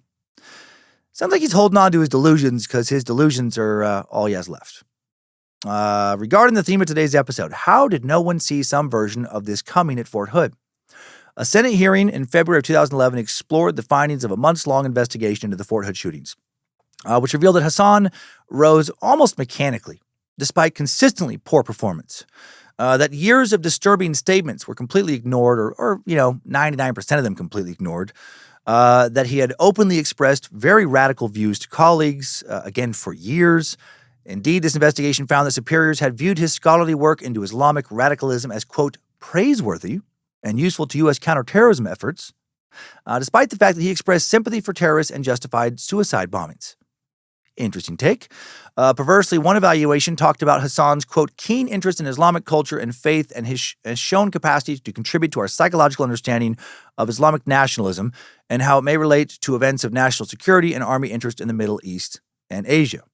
And that's quite the rationalization. There were also plenty of people who knew that something was not right with him for a long time before he snapped and were willing to admit that. The report noted that an instructor and a colleague had each referred to Hassan as a ticking time bomb. And he had, in fact, been monitored, but very loosely, by the FBI. Somehow, though, that investigation had never reached his chain of command, due partially to flawed information sharing procedures and also to the FBI's worries about compromising a separate counterterrorism investigation. Finally, on August 23, 2013, following a 7-hour deliberation, the jury convicted Hassan on all charges. 5 days later, U.S. military court sentenced him to death for the shootings. He is still on death row today at Fort Leavenworth, Kansas, at the age of 55, still paralyzed, too, which is weird. Since, God can perform miracles. Why hasn't God given this motherfucker's legs back, despite his faithful devotion and sacrifice for Allah? On March 31st, 2025, the U.S. Supreme Court denied Hassan's final petition for a writ of certiorari, thereby confirming his death sentence. On September 24th, 2025, Secretary of Defense Pete Hegseth announced that he was seeking formal approval for Hassan's execution for President Trump. Hoping that happens soon. I don't know why. We're still waiting. Guessing it'll be nice for a lot of the families of his victims to have him gone, never have to have him pop back up in their news feeds for saying or doing any more stupid shit ever again. Send him to Allah. He's one of Allah's special people. His mass shooting at Fort Hood would not be the only one. On April 2nd, 2014, 4.5 years after Hassan's senseless violence, Ivan Lopez, a 34-year-old Iraq war veteran, had been suffering from a traumatic brain injury and possible PTSD. He opened fire at Fort Hood, killing 3 and wounding 14 others. And before further digging into him, technically his last name really is Lopez-Lopez. He's from Puerto Rico. His surname follows a traditional Hispanic naming convention from some countries where, both parents' family names are combined. But when both fucking families have the exact same surname, can we all agree that combining them sounds really stupid? And if you're like, I don't know, I don't mind, let me ask you this. How would you feel about me if I introduced myself as Dan Cummins? Happy Monday, everybody. This is Dan Cummins. Please welcome to the stage, Dan Cummins. You would for sure find that fucking weird and annoying. I hate it. I refuse to refer to him as Ivan Lopez going forward. One Lopez, motherfucker. That's all you get. Ivan One Lopez had been transferred to Fort Hood only 2 months before, and shortly after his transfer, both his mother and grandfather passed away. And then he experienced a 5-day delay in getting leave approved to attend his mom's funeral. Following that, he encountered additional delays in leave approval for moving his family into a new apartment. So he was right to be angry, to be pissed off about that nonsense. Then on April 2nd, 2014, Uno Lopez went to the 49th Transportation Battalion Administrative Office at Fort Hood to obtain a 10-day leave form so he could attend to family matters. He was told he would have to return later to retrieve it, which sparked a verbal altercation between him and several other soldiers. Later that day, Nodos Lopez re-entered the administrative office, opened fire with a pistol, a .45 caliber Smith & Wesson, shooting all 3 soldiers involved in that previous argument. Private First Class Wilfred Sanchez, Sergeant Jonathan Westbrook, and Sergeant First Class Warren Hardnett. Fortunately, all 3 men would survive. Unfortunately, now that he had gotten started, he was not done. He'd fucking snapped. He next proceeded to shoot and kill 39-year-old Sergeant First Class Daniel Ferguson, who was barricading a conference door to prevent Lopez Squared from gaining entry. He then moved on to the Vehicle Bay area where he shot and killed 37-year-old Sergeant Timothy Owens and then wounded another soldier before his gun misfired. Still wasn't done. Now he made his way to the 1st Medical Brigade building, and on his way he fired a round into a car, wounding a passenger, fired off 2 more shots at some soldiers. Those would miss, luckily. Reaching the medical building, he wounded another soldier, was walking through the parking lot before he entered the building and killed another soldier, 39-year-old Carlos Alberto Lazane Rodriguez, at the main entrance desk. He would wound 3 others before leaving for the parking lot of another building. There, a military police officer, confronted him, and redundant Lopez said something surprising. He said, "You better kill me now. I was the shooter. Kill me." When the officer did not, soon to be Zero Lopez put his pistol to his temple, fired, and died, leaving a wife and 2 kids and another 2 kids from a previous marriage behind. 4 kids. Coincidentally, Loco Lopez had purchased the weapon he used in the killing from the same store the previous Fort Hood shooter had bought his gun at, Guns Galore in Killeen. It was another devastating incident for Fort Hood, but altogether not unexplainable. Taking the two shootings together, it seemed like both had just been a perfect storm. For Major Hassan, a storm of radicalization and thoughts of religious violence, and for one, then none, Lopez, recent family issues that worsened his already suffering mental health. Seemed like the solution was more monitoring, more intervention in earlier stages, more collaboration and communication to figure out who's in danger of snapping. Overall, though the two incidents were at least in part due to some leadership failures, it wasn't like Fort Hood officials had done anything wrong. More like they just hadn't gotten everything quite right, which, is hard to do for anybody in any job. But then more incidents would start to occur that pointed to the possibility that leadership was maybe more than a little to blame for some bad shit going on at Fort Hood. Maybe base leadership was shady as fuck. On January 3rd, 2016, 35-year-old Fort Hood Staff Sergeant Devin Shuett was found dead in his pickup truck, fitted with a hose running from the exhaust pipe to the cabin. His death was ruled a suicide. And based only on the details I just gave you, that ruling would make sense, right? However, there were other details I left out that would make this ruling not make sense in the slightest. A blanket stuffed around the window to hold the pipe in place had been doused in Shuett's own blood, and Shuett was found with 9 stab wounds across his body, including on his forearm and in his left hand. Remember that time you heard about the guy who stabbed himself 9 times, including his forearm and hand, then took a blanket he bled all over with, used that blanket to hold a hose running from the exhaust pipe to the cabin in place? Yeah, me neither. It doesn't make much sense. That's like finding the dead body of somebody who shot themselves in the head and then hanged themselves. Shuett's body was returned to his family, quote, wrapped like a mummy. Then 5 months later, on June 2nd, 2016, a light-medium tactical vehicle overturned in a flash flood at Fort Hood's Owl Creek, resulting in 8 soldiers and 1 West Point cadet's deaths. Despite 9 young people dying, there's not a lot of information about this incident, but one comment on Reddit would claim, the vehicle commander told the driver to go through a known flood crossing, a flood beyond the fording abilities of even a track vehicle. The investigation pinned the failings on the vehicle commander. 1 year later, a Bradley from the same unit attempted to cross the same crossing under similar flood conditions. The Bradley rolled over and was destroyed. No deaths, but several injuries. A few months later that same year, in October, Private Dakota Lee Stump left his barracks to report for work less than a mile away, but never arrived for formation. His body was found nearly a month later, 2 miles from the barracks. Fort Hood announced that Stump had crashed his car while driving under the influence, though a toxicology report would not confirm that assessment and would be inconclusive. According to the report, Stump was going 82 miles per hour in a 30-mile-per-hour zone when he had hit a tree. But when investigators looked at the road, no skid marks were apparent, nor had anyone heard any sounds of a crash. Seems a little sus. And then making his death ruling way more suspicious, while his body was found mostly intact, the hyoid, that little bone in his throat, was never found. That bone I alluded to earlier in this episode. A hyoid bone fracture is a crucial clinical and forensic indicator of neck compression occurring in roughly 1/3 to half of all strangulation fatalities. Where had that bone gone? Or more aptly, who took that fucking bone? Sure looks like he was strangled to death, and then somebody staged a car crash, or outright just made up claims of a car crash, took one of his bones to cover his murder up. Makes you wonder how many people were involved in his murder, why they had murdered him, what did he know. The following year, there would be another suspicious death. 22-year-old specialist Justin Ogden's death in July of 2017 was ruled a suicide, but again, many doubted that it was. For one thing, Ogden was a star soldier. He had been awarded the Army Good Conduct Medal, National Defense Service Medal, Korea Defense Service Medal, Army Service Ribbon, and Overseas Service Ribbon. This doesn't definitively point to anything, though it does seem like he was not struggling with his career. And another thing, the suicide note Fort Hood produced as evidence did not match his handwriting, like definitely did not according to his mother, Tony. Maybe that's just her grief talking, or maybe this is another murder presented as a suicide that they covered up. Now let's move on to 2019. In summer of that year, 23-year-old Private Gregory Waddell Morales had big plans. That September, Waddell Morales, who was from rural Oklahoma, was due to be honorably discharged from the military. His plan was to use the GI Bill to attend technical school in Houston and then work on wind turbines or oil rigs off the coast of Louisiana. On the night of August 19th, Waddell Morales went out to Club Fuego, located in a desolate strip mall about 10 miles east of Fort Hood.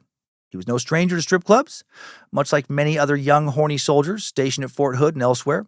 In fact, since being stationed at Fort Hood in November of 2016, Widell Morales had frequented the Dollhouse, one of his favorite strip clubs. And at the Dollhouse, he got to know Penny Morales, a dancer and mother of two. And he fell in love with her, his very own Lucifina. The two would get married in May of 2017, and then he would take her name, with the hyphenation. Soon, Penny was pregnant with their child, and Widell Morales was thrilled to have become a father. The new family, like more than 70% of all Fort Hood service members, lived off of post. But after 2 dead bodies were found on their street, possibly due to gang violence, possibly, if not almost certainly, they moved on to base housing, reluctantly. At this point, military life did not hold much appeal for Widell Morales anymore. He was counting down the days until he could be done with the Army. He was much more interested in cars and motorcycle clubs, life beyond base. Soon, some of his new buddies were part of what the Department of Justice calls outlaw motorcycle gangs, not just riding clubs, and he grew closer and closer with these members. Meanwhile, Widell Morales' work at the base continued, and on the night of August 19th, 2019, he had no reason to think that the night would hold anything other than a few hours of fun at Club Fuego before he headed back to base. At least we don't think he had a reason to think anything else. He never made it back. The next day, Widell Morales failed to show up for duty, and the day after that, he was classified as absent without leave or AWOL, making him one of the 1,000 or so soldiers who go AWOL in any given year. Fort Hood told his mom, Kim, that there was nothing they could do since he had gone missing off base. His missing persons case belonged to the Killeen Police Department. But when Kim called the police, they dismissed her, telling Kim that her son probably just took off. And we'll come back to this case when his body is found. First, we have other deaths to explore. On March 5th, 2020, Christopher Sawyer's 5-year-old daughter, Elsa, found her 29-year-old father after he had shot himself in the bedroom of their Fort Hood housing. Ugh, that is fucking terrible. At first, it looked like a straightforward, though tragic suicide. But then, like with so many others, his family would start questioning why had Christopher killed himself. He'd seemed like a happy guy, family guy, finally had the opportunity to provide for his wife and child. He'd been excited for life at Fort Hood, so why did he do it? Destiny, his wife, thought she knew. In later interviews, she would say that Christopher was left appalled by the culture he saw on base, particularly when it came to sexual assaults. According to her, Christopher had encouraged numerous women and men to report various incidents, but then when they did, those incidents were often swept under the rug, or these, their allegations. Christopher himself wrote reports about assaults he had personally witnessed, assaults he had literally been in the room for, I guess, on a few occasions. Not sure the exact circumstances there, but nothing happened. Destiny said Christopher had been involved with getting between 15 and 20 different people to try to get justice, and that led to him receiving significant backlash. Was this true? Or was this a case of a grieving widow trying to find a reason for a sudden and perhaps unexplainable tragedy? Now on to one of the most infamous recent stories to come out of Fort Hood. In the spring of 2020, 20-year-old specialist Vanessa Guillen told her family something troubling. Back in Houston for a weekend off base, the small arms specialist, then a private first class, did not look like her normal healthy self. Her mom, Gloria, pressed her, asking her why she looked so skinny, so troubled. Finally, Vanessa told her somebody, another soldier, had been sexually harassing her. "Give me the name and I will report the bastard," Gloria told her daughter, but Vanessa would not say who. On Wednesday, April 22nd, 2020, Vanessa Guillen reported for duty. After getting called in, Guillen left her third-floor barracks, headed downstairs to her workstation at the motor pool, a vast garage for military vehicles. She was supposed to be off that day, so she showed up in civilian clothes, a black t-shirt, purple leggings, and a fanny pack. She filled out some paperwork before heading toward the arms room, a few paces away. Just before noon, Guillen left her keys, Army ID, and bank cards in one arms room and entered another adjacent arms room separated by a hallway. There, she encountered Specialist Aaron Robinson, also 20 years old, but a rank above her. Robinson gave Guillen the serial number for a .50 caliber machine gun that needed some servicing. Later, Robinson would tell investigators that Guillen completed her task and then exited the building. Robinson himself left soon thereafter, or so he claimed, to spend the night off post with his girlfriend.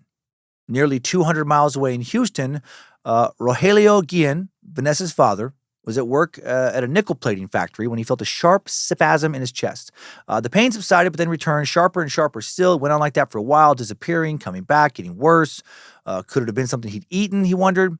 The pain was not debilitating enough to leave work, And when he got home around 2 p.m., he told his wife, Gloria, about this weird sensation he kept feeling in his chest, his heart is hurting.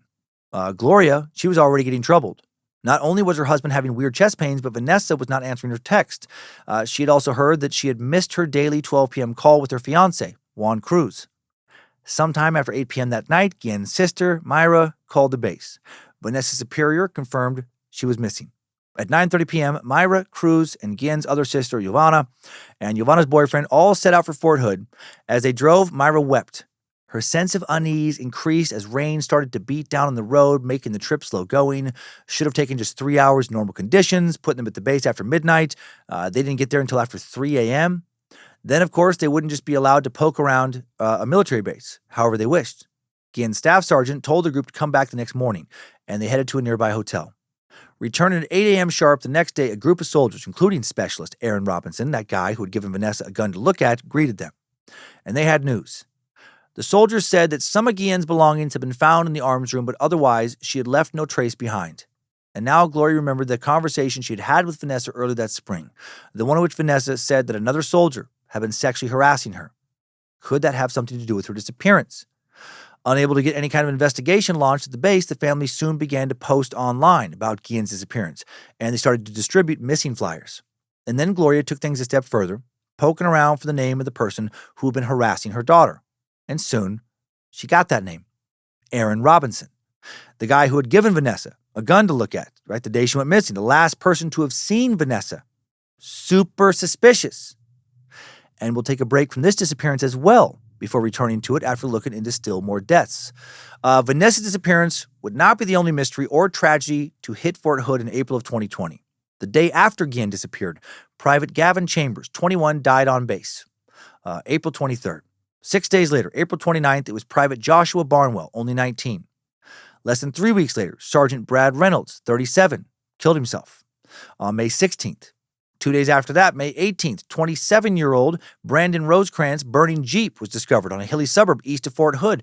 Rosecrans had been shot 4 times. His dead body found 3 miles from his vehicle. What the fuck is going on? Perhaps these additional deaths were what got officials at Fort Hood to look more closely into what had happened to Vanessa. On May 19th, military investigators went through Robinson's phone and learned that he had called his girlfriend, Cecily Aguilar, multiple times on the night of April 22nd as late as 3:30 a.m. from a town 20 miles east of Fort Hood, despite his previous claim that he had been with Aguilar that night. What's more, 2 witnesses had seen Robinson roll out a black cargo box out of the arms room and through the parking lot, where he then loaded it into his car and drove away the day Guillen disappeared.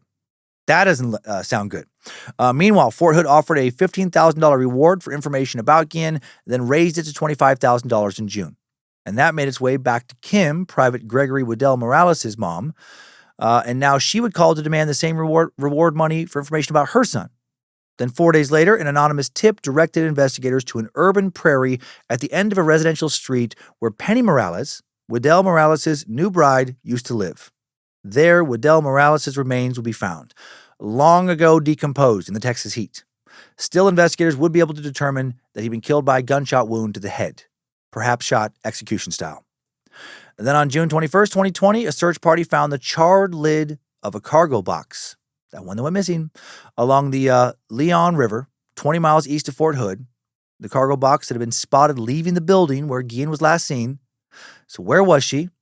9 days later, a construction crew found shallow graves containing human remains that belonged to Guillen, cut up, scattered, burned, covered in concrete. Later that day at 8:30 p.m., Aaron Robinson's girlfriend, Cecily Aguilar, clearly trying to save her own ass now, she cut a deal and changed her story. Now she told Army investigators that Robinson had confessed to her that he had killed Guillen in the arms room, that he had beat her to death with a fucking hammer.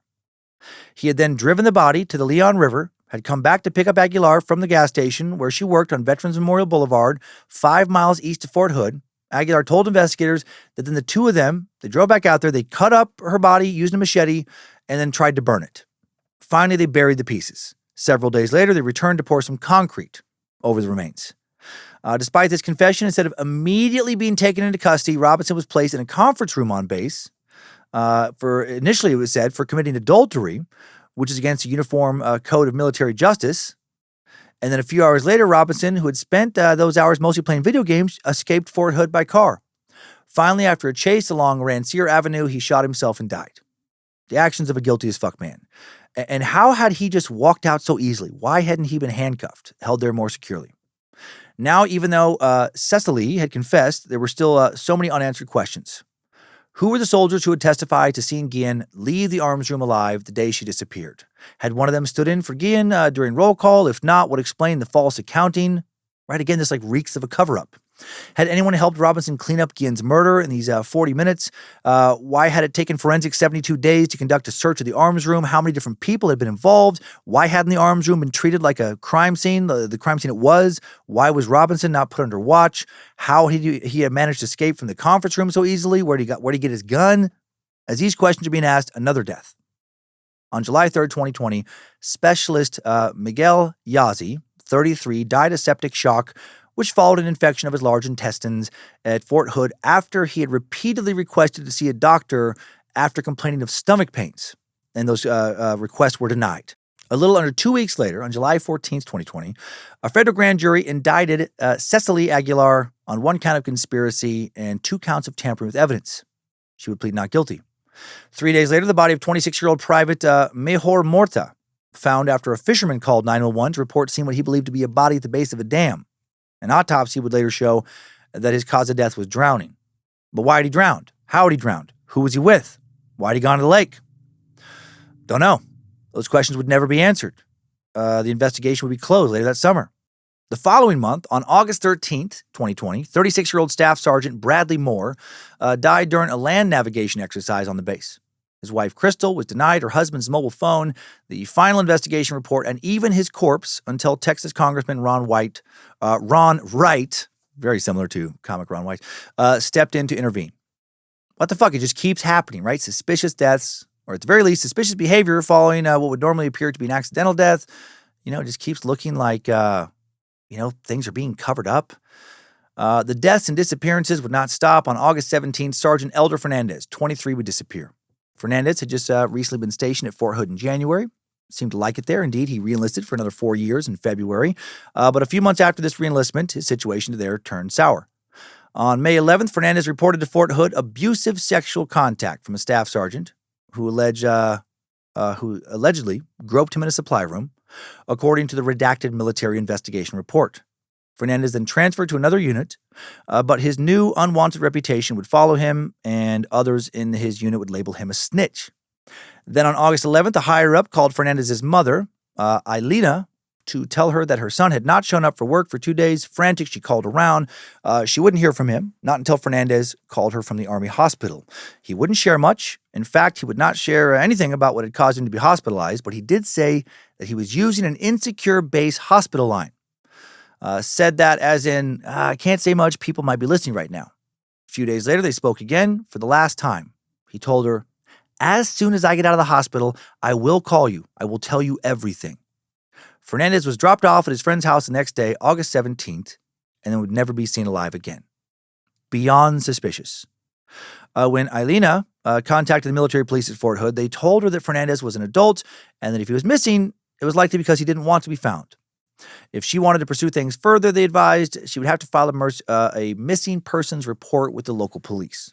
But then the police gave her the same message. Fernandez was an adult, and he could do what he wanted. They would finally grudgingly open an investigation August 19th, but when Ailina offered the Fort Hood authorities the contents of her son's car, including a laptop, iPad, and external hard drive, they declined to investigate any further or to report it to the local police. A few days later, August 25th, a rail worker in Temple, Texas, 26 miles east of Fort Hood, saw a body hanging from a tree across from a burnt-out warehouse near the tracks. And it was, of course, Elder Fernandez's body. Soon after, the Temple police, who led the investigation, ruled his death a suicide. Very next day, a Fort Hood investigation concluded that his charges of sexual assault were unsubstantiated. Army also said he'd been hospitalized for suicidal ideation, but is that true or just a convenient backstory created after his death to make it less likely for the real nature of his death to be uncovered through an investigation? Fort Hood authorities said they had completed an exhaustive search for Fernandez and that they had interviewed all relevant parties, including the family. But how suspicious is this? According to Fernandez's family, they were definitely never interviewed, and the authorities lied about that. So why would they fucking lie? Only to cover up the truth. right? Could there be another reason to cover up a murder? Another murder is the obvious answer to me, unless the family's lying. But why would they fucking lie about that? And why would he be murdered, right? What did he know? In a press conference the morning after Fernandez's body was found, Lupe Guillen, the younger sister of Vanessa Guillen, said Fernandez was an example of why her sister did not report the harassment she'd experienced. How many more must die at Fort Hood for them to be held accountable?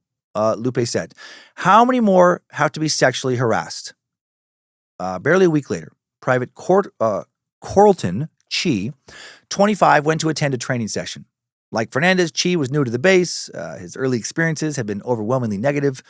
Within days of arriving at Fort Hood, Chi's clothes had been stolen. He told his sister that there were 3 white soldiers who did not like him. Chi was Navajo. Chi was determined not to let the prejudiced soldiers win. He had joined the military to support the young family he was starting with his high school sweetheart. He also wanted an education, something the GI Bill would help him with. All of those things had motivated him to stay, to work hard, not to give his plans or not to have his plans thwarted by anyone who gave him shit. Still, he was nervous. Things on the base felt off. On August 28th, Chi was called into a training run.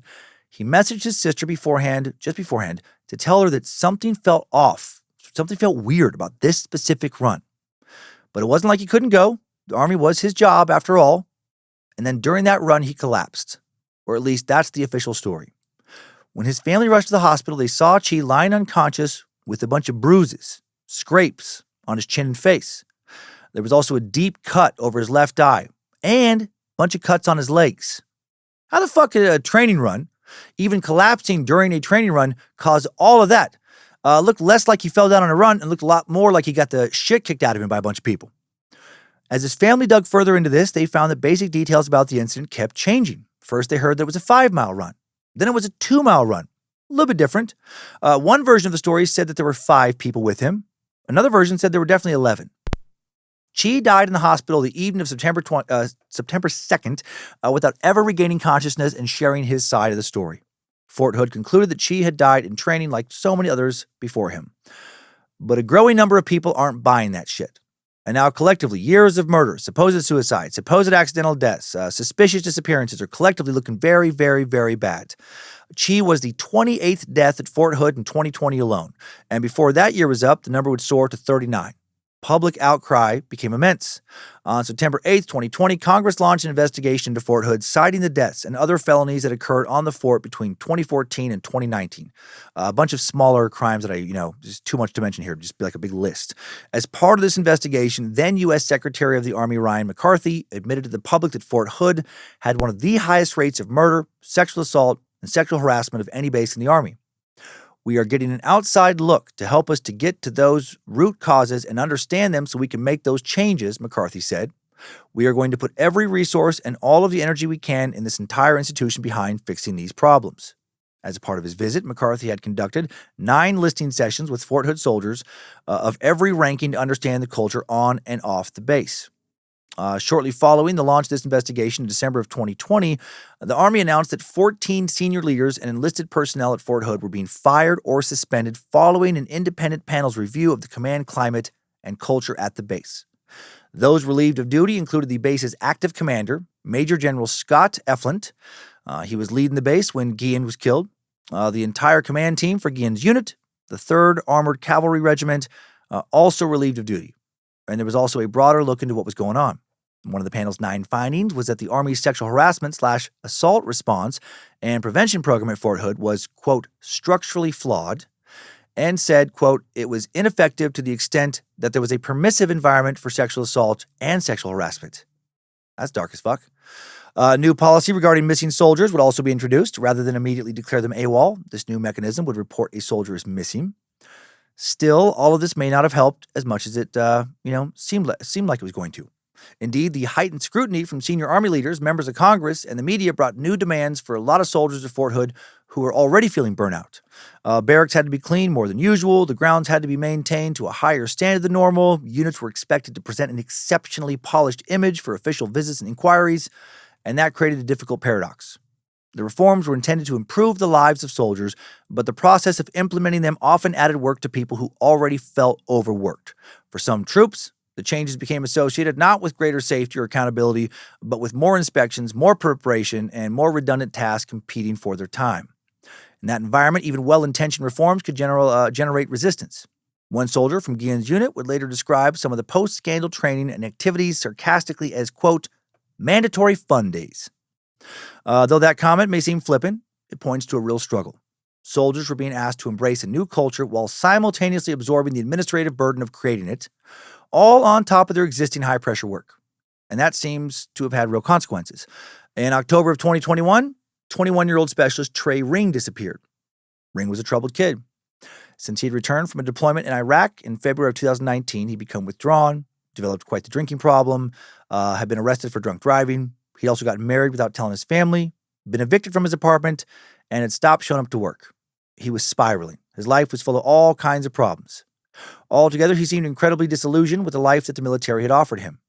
From the age of 18, the only thing I knew how to do was kill people, Ring wrote on the website of his father's veterans' rights organization. And how well will that look on your resume? I'm 21 now, and let me tell you, I've lost so much since I've been in. I've lost brothers and sisters in arms, a marriage, I've lost family, I've lost friendships that were supposed to be forever, I even lost myself. Thankfully, though, Ring would later reappear on base alive and well. That would not be the case for 26-year-old specialist Maxwell Hawken, who was found dead behind his barracks October 9th. His official cause of death, nearly 5 years later, still has not been released. Why not? In April of 2021, it was announced that the Army had taken disciplinary action against 21 officers and non-commissioned officers in connection with Vanessa Guillen's death. The investigation, led by General John Murray, head of the Army Futures Command, concluded that Guillen was in fact sexually harassed by another soldier, a charge that commanders on the base had consistently denied for months. And one of the 21 soldiers disciplined was the one that had sexually harassed her, the Army reported, but they said that Aaron Robinson had not sexually harassed her, and that they couldn't find any motive for him killing her. This was immediately extremely suspicious to Guillen's family, but what can they do about it other than continue to publicly state that there is something fishy about all this shit? Meanwhile, in 2023, Fort Hood was renamed Fort Cavazos for General Richard E. Cavazos, native Texan, U.S. Army's first Hispanic four-star general. He passed away in 2017 at the age of 88, and this Richard was definitely not a dick. He was awarded a Distinguished Service Cross and a Silver Star for his heroic actions fighting with the 65th Infantry Regiment in the Korean War, heroic actions on multiple occasions. His Distinguished Service Cross was upgraded on January 3rd of last year to the Medal of Honor. Fighting in Vietnam in 1967 as Lieutenant Colonel, he was given another DSC for valiant leadership. And part of his citation for that second DSC reads, constantly exposed to savage hostile fire and shrapnel from exploding grenades, he moved among his troops directing a counterattack. As the Viet Cong broke contact and fled to their fortified positions on the hillside, Colonel Cavazos called for airstrikes and artillery fire on the crest and forward slopes of the hill in order to cut off the insurgents' line of retreat. When the fighting reached such close quarters that supporting fire could no longer be used, he completely disregarded his own safety and personally led a determined assault on the enemy positions. The assault was carried out with such force and aggressiveness that the Viet Cong were overrun and fled their trenches. Colonel Cavazos then directed artillery fire on the hilltop, and the insurgents were destroyed as they ran. His brilliant leadership in the face of grave danger resulted in maximum enemy casualties and the capture of many hostile weapons. Lieutenant Colonel Cavazos' extraordinary heroism and devotion to duty were in keeping with the highest traditions of the military service and reflect great credit upon himself, his unit, and the United States Army. In 1976, Cavazos became the first Hispanic to reach the rank of Brigadier General in the U.S. Army. In 1980, he became Commander of 3rd Corps. In 1982, he assumed command of the U.S. Army Forces Command, and on and on and on. Truly a lifetime of distinguished service. Despite that, 2 years later, July of 2025, his name would be removed. Not a controversial name, but name would be removed, and the base would be renamed Fort Hood. Why? Well, some would say because Trump likes whites more than non-whites. And that is what some of my sources say. Now, to be fair, some of my sources are myself in this case. But come on, what other fucking reason is there? It's pretty obvious. The base is currently named after Colonel Robert Benjamin Hood, who was for sure a decorated World War hero, a dude who did fight with valor, did get 1 DSC, but not 2. Also did not rise to nearly the same ranks, did not serve as long, did not have nearly as distinguished as a career as Cavazos. Not even close. Make that make sense to me if the reason isn't what I said it was. Back in after 2023 now, that year would see another mysterious death, one that reminded a lot of people of Vanessa Guillen's. On Monday, March 13, 2023, 21-year-old combat engineer Ana Basaldúa Ruiz was found dead in a maintenance bay. Preliminary investigations indicated that her death was a suicide, but her family was like, no, the fuck it wasn't. Only weeks before, Basaldúa Ruiz had complained to her family about, you can probably guess, being sexually harassed by superiors and her peers. Still, after another investigation in September of 2023, the Army would conclude that her death was a suicide, and they were most likely right. Before her death, she was worried about a pending separation from the Army for failing a drug test and for getting caught shoplifting from the main post exchange at the base. Her final internet search was, what happens when you get a dishonorable discharge? Earlier in the night, she had even texted her father that she wanted to die, although he had seen that as an exaggeration. The investigation also found that she had been sexually harassed and almost certainly sexually assaulted. A report would cite diary entries, texts, and conversations with friends and family in which she, quote, made allegations of a physical assault from a fellow soldier and harassment within her unit. Back in June of 2022, she'd made a sexual harassment complaint about her team leader, who had been her sponsor. This motherfucker assigned to act as a mentor and counselor. That's predatory. At least 4 other military personnel would remember Basaldúa Ruiz approaching them about this team leader, how she had said that he would flirt with her, make comments about her appearance all the time, come unannounced to her barracks to hang out. Before the sexual harassment complaint was complete, Basaldúa Ruiz was transferred to another platoon, and the leader who had allegedly harassed her, he was promoted in rank. While many called for the base to be investigated, some to be, called for it to be shut down, there were still hopes that the culture around sexual assault and harassment had changed, and that what had happened to Ana was an unfortunate blip. But was it? In October of 2025, an incident took place at Fort Hood during what should have been a routine doctor's appointment. At that doctor's appointment, a pregnant woman was being examined by Dr. Blaine McGraw, an Army OBGYN stationed at Fort Hood, while her husband stood by. When he'd walked in, the husband had no reason to worry. Dr. McGraw was supposed to be a great doctor. He was first commissioned in the Navy in 2004, attended the Uniformed Services University in Bethesda, Maryland. Though he didn't seem to have finished his schooling there. He then joined the Army in 2006, served initially as an infantry officer. Eventually, McGraw became a physician assistant, serving at Fort Campbell, Kentucky with the 101st Airborne and Fort Sam Houston in Texas, before going to medical school at East Tennessee State University while still in the Army, according to his service record. He then made his way to Tripler Army Medical Center in Hawaii before being stationed at Fort Hood. And it seemed like everything was above board as he started to give this pregnant woman her exam like he had done so many other exams. Still, the combat veteran had been an infantryman in Afghanistan, a job where you had to keep your head on a swivel, and he was watching McGraw like a hawk while this dude examined his wife. I fucking like this guy, right? Trust no one in these situations, not implicitly. When the doctor leaned over, shifted the wand for a vaginal ultrasound, the soldier saw something very concerning. The doctor's phone was in his shirt pocket and the camera lens was pointing out. And then the soldier saw a glimpse of the screen and it definitely was recording. The veteran was stunned. He quickly found 2 female medical staffers, told them what was going on. They seemed to write him off. What the fuck? As they talked, he got so frustrated, he screamed, "I just caught a doctor recording my wife's vagina." Yeah, fucking wake up, idiots. That doctor is lucky he didn't get his fucking ass beat that day. What transpired over the course of the next several hours as he and his wife tried to sound the alarm both at the hospital and with broader Army leadership at Fort Hood was an emotional and bureaucratic nightmare. When the couple went to the 3rd Armored Corps headquarters building at Fort Hood, the combat veteran told a staff sergeant at the front desk that he needed to exercise the commander's open door policy. A protocol circulated in a base memo earlier in 2025, guaranteeing service members could bring concerns directly to the commander. But the couple were told 2 commanders were out of state and could not see him. So then they turned to the hospital command team, who suggested a female officer fill out a form, but they also said senior officials were either busy or out of office. Next, they then tried to turn to the Inspector General's office, only to be told it was located in the first place they tried. Finally, the husband left a voicemail on the commanding general's hotline. Didn't hear back from anybody, as far as base leadership for days, but was told the Army would look into it, and thankfully they actually did. Within a month, the Army's Criminal Investigation Division, or CID, would find out that Dr. Blaine McGraw had thousands of photographs and videos taken over the course of multiple years depicting scores of female patients. He had also assaulted some patients directly, not just fucking, made creepy videos and got creepy pics. While he was a resident at Tripler in Hawaii in November of 2022, quote, at least one female patient filed a complaint alleging that McGraw had improperly recorded her pelvic examination on his cell phone. According to this lawsuit against him, at the time, McGraw's chain of command did not report the incident to law enforcement and instead conducted an internal review leading to him being, quote, militarily corrected, whatever that means. Then in 2024 at Fort Hood, Army officials again investigated McGraw for allegedly touching a patient's anus unnecessarily during a medical procedure. No action was ultimately taken after investigators deemed the allegation unsubstantiated. McGraw was free to keep abusing patients, whether they were soldiers or wives of soldiers. As one victim, a woman whose husband was stationed at Fort Hood, would say, almost every visit I had to have a breast or pelvic exam, and it was always under the guise of the treatment I was receiving. My mom was just going through cancer at the time, so it was just precautionary.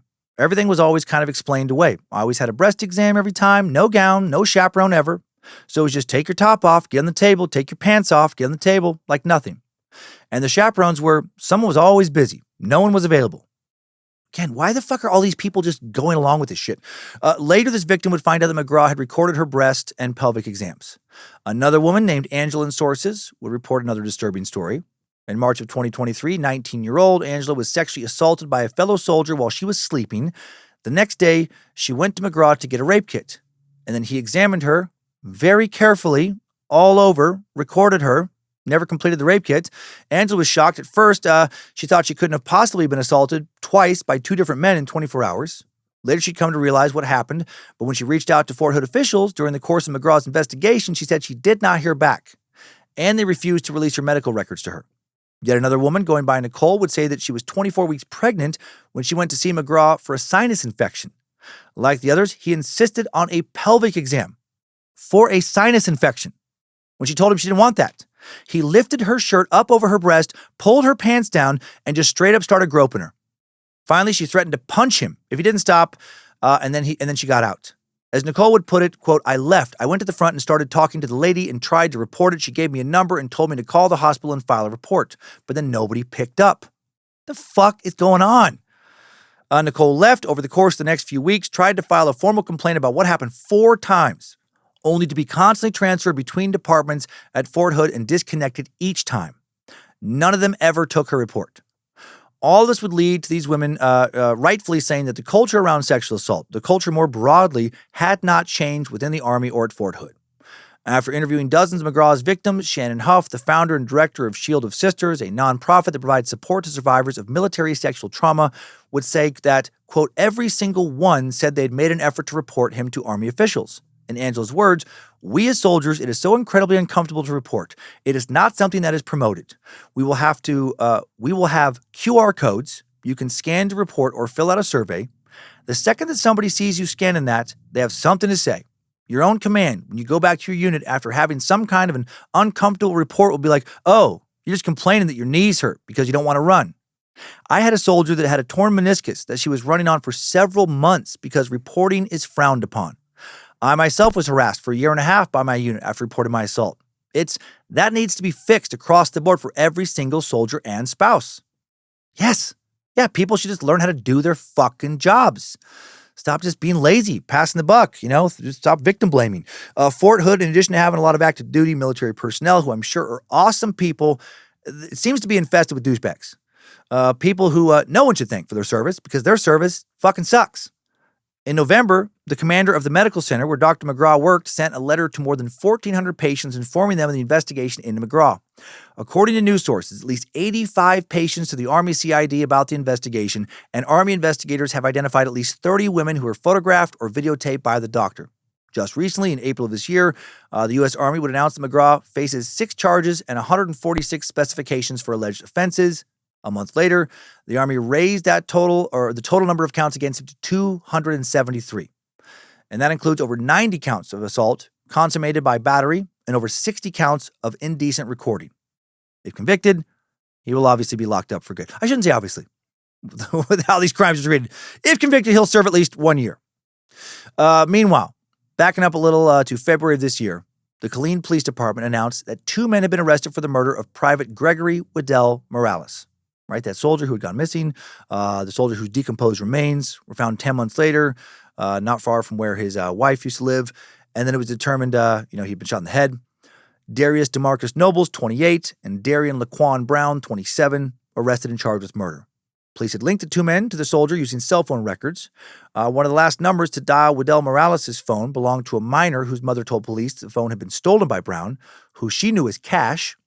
Police then interviewed Brown March 5th, 2024, said he knew Waddell Morales.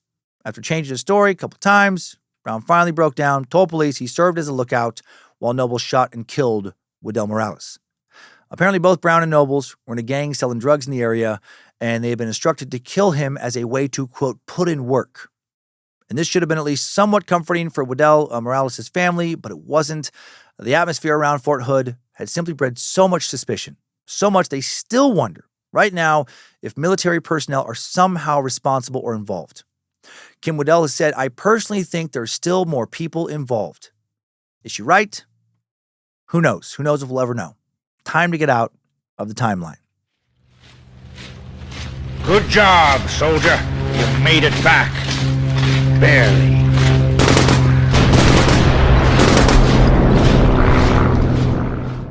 Fort Hood has clearly been very troubled as of late.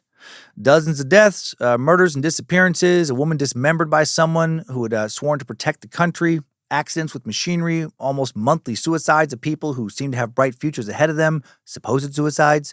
While suicide is a problem for the military as a whole, veterans sit at about 1.5 to 2 times higher regarding rates of suicide than the general population.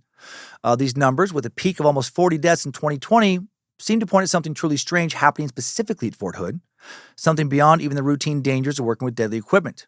The more deaths that have come out of the fort, the more people have speculated, what the fuck, is the base cursed? Is there something wrong with the water? Is it the fault of the gangs who've used the area as a distribution point for drugs? Well, on the first two things there, probably not. It's never been conclusively established that Fort Hood was built on a burial ground.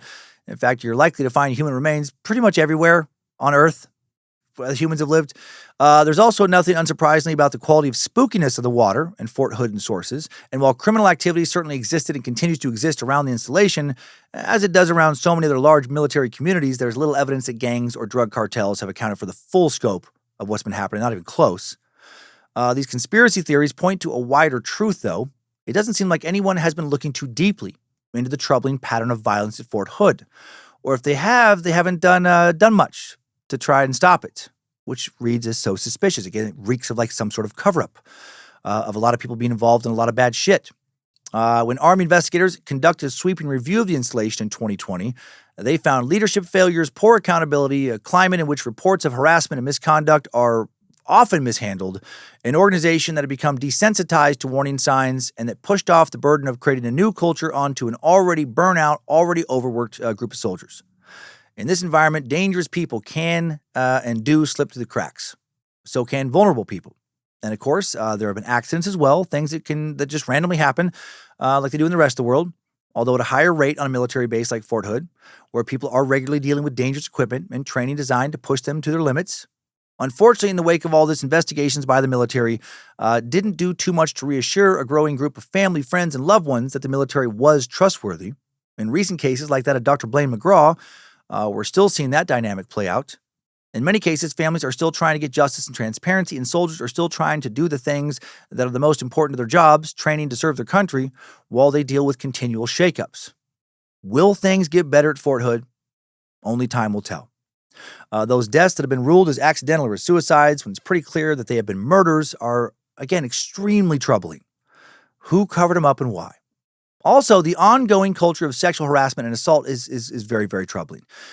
That one, I at least know how to make better in theory, but the fix isn't easy. Well, actually, it is easy in a way, but it requires millions and millions of people to collectively pull their heads out of their asses and stop being douchebags. It requires a whole bunch of people to do something that I think is very easy. Fixing Fort Hood's culture of sexual harassment and abuse requires change, I think, not at the base level or even at the military level, but at the cultural level overall. And the best way to change the pervasive, ongoing historical problem of sexual harassment and sexual assault is through education. We need to stop, listening to irrational moralists who think that kids should never be taught about sex in school. Oh, they should be taught so much more than they're being taught. Those voices, in my opinion, strongly need to be overwhelmed by a larger number of more educated, rational voices. The people who think a quick reference to abstinence is all that should be taught at school, literally, that is the definition of ignorance. Noun, a lack of knowledge or information. Not talking about it does not fucking help. Knowledge is power, not the lack of it. And that includes sexual knowledge. I'm sick of pretending that the argument of only parents should teach their kids about sex, not schools, is even remotely valid or intelligent. It's not. Too many parents are ignorant. Too many parents always will be. In any culture, a robust sexual curriculum, more robust, much more than current sex ed education, needs to be developed by experts, and instruction needs to be enforced in schools. At the grade school, junior high, and high school levels, and I'm not kidding about grade school. You don't have to be fucking graphic with grade schoolers, but they should know, for example, what a bad touch is. I hate how many stories I've heard about little kids who were molested for years, in part because they did not realize they were being molested, because they had no fucking idea what a sexual touch even was, thanks to their moralist, sex-negative upbringing. If kids don't learn what acceptable behavior around sex, like consent, looks like, if they don't learn what sexual harassment even means, what punishments can occur if you get caught for it, they will obviously, I think, be much more likely to become sexual harassers and sexual assaulters or victims. Now, some of them still will be, regardless. That's an unfortunate state of the world, but that doesn't mean you should just, try and not reach the kids who can be helped. I mean, I think that number is big. Kids should learn about harassers, groomers, pedophiles, all of that. Know your enemy. It's the best way to defend yourself. You change a culture primarily not through punishment. I mean, you got to do that too, but through education. And it's important, I think, to focus the bulk of the education on the young. Still trying to educate everybody else, but put the focus on the young. Cultural changes do not generally start with older people. They start with the young, with people who have the most moldable brains, are still being shaped. Young brains need to learn about sex from places that are not Pornhub, not from their dipshit friends, not from adults with dogmatic, shame-based, sex-negative, medieval fucking hang-ups. Also, we need collectively to be better and more evolved when it comes to condemning sexual assault and harassment in all forms. Right? What if I worked on getting better? What if we all worked on getting better at condemning, even passing references to thinking a lot of the shit that manosphere influencers and pieces of shit like Andrew Tate spew? A man who has quite literally promoted the idea that rape victims need to, quote, bear responsibility for their attacks. We need to not even fucking pretend that's remotely okay. If more of us denounced absolute fucking trash like that piece of shit, then he would not be an influencer, which he should not be.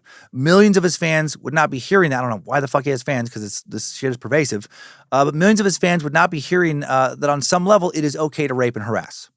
If we did that, if we consistently shunned more of the people who deserve to be shunned, then eventually most of our kids who grow up and sometimes join the military, some of whom will end up in Fort Hood, would know how to spot sexual harassment. They would have a different mentality around it. They would know what sexual assault looks like in all of its various forms. They would not think any of that shit was even remotely fucking cool on any level. And, they would be very likely to do something about it. If that were to happen, societal-wide, right? In a society, in a culture, wow, what a better place to live. Less people would harass, less people would assault. Reports would be taken much more seriously everywhere in that society when they happen, including in that society's military. Just my 2 cents. Short of that happening, I hope families and friends of victims continue to raise hell when bad shit happens, to not stay silent. Because that noise, protesting, refusing to be silenced, often does lead to investigations, even if it takes too long. And investigations do often lead to change, which oftentimes is positive. Keep trying to push shit forward. Keep trying to make the world a bit better overall. That should be the responsibility of each and every one of us, right? And that's not virtue signaling, just recognizing that there is a major problem and wanting to be some part of the solution. Lucifina demands it, motherfuckers. She demands more accountability. Time for today's takeaways. Timesuck Top 5 Takeaways. Number 1, Fort Hood has been marked by violence and turmoil, in some ways since the beginning. Far, far in the past, approximately 500 to thousands of years ago, the area may have been a Native American burial ground, although it's also possible that the bones may have simply wound up there as, ancient people lived and died in the area. In the 1940s, families had to flee from the area that would become Fort Hood as U.S. military overtook the fields and pastures, in order to train tanks that would be used in World War II. In the 2000s, the violence would spike when Major Nadal Hassan opened fire at Fort Hood, killing 13 people, wounding 32 others. In 2014, another spree shooting claimed the lives of 4 people, including the gunman, Specialist 1 Too Many Lopez's. Number 2, those 2 mass shooting incidents were relatively isolated, however. By the late 2010s, the problem was not soldiers opening fire on other soldiers en masse, but a persistent pattern of suicides, disappearances, and accidental deaths that all looked a lot like murder. That did not seem accidental or suicidal to the loved ones left behind. In 2020, somewhere around 39 Fort Hood soldiers, again, different sources cite different figures, died or went missing. Though the numbers seem to have gone down in recent years, there have still been unexplained deaths on the base, or at least deaths in which there are lingering questions around who was with them, what they've been experiencing in the months leading up to their deaths, and how the Army came to their conclusions. Number 3, the most shocking incident to come out of Fort Hood in 2020 was the murder of 20-year-old specialist Vanessa Guillen. After reporting to her family that she'd been struggling with being sexually harassed, Vanessa went into work on April 22nd, 2020, for what should have been another normal day, or a normal day. A few hours later, though, military personnel saw fellow specialist Aaron Robinson driving away with a mysterious box, and Vanessa nowhere to be found. Vanessa was missing for more than 2 months before some of her dismembered, burnt remains were found buried along the Leon River, June 30th. Robinson, meanwhile, fled Fort Hood and then killed himself when law enforcement in Killeen tried to apprehend him. Vanessa's case served as a flashpoint for issues that the base had been dealing with for years: ineffective reporting, a culture of bullying and harassment, and persistent failures of leadership. Ultimately, it triggered an investigation and many reforms, though then Dr. Blaine McGraw, an Army OBGYN at Fort Hood, was found to have been sexually assaulting and recording his patients for years at the base. Many would wonder if these reforms had actually been effective. Number 4. Many of the cases, especially the suicides, are hard to untangle from the surrounding atmosphere of Fort Hood.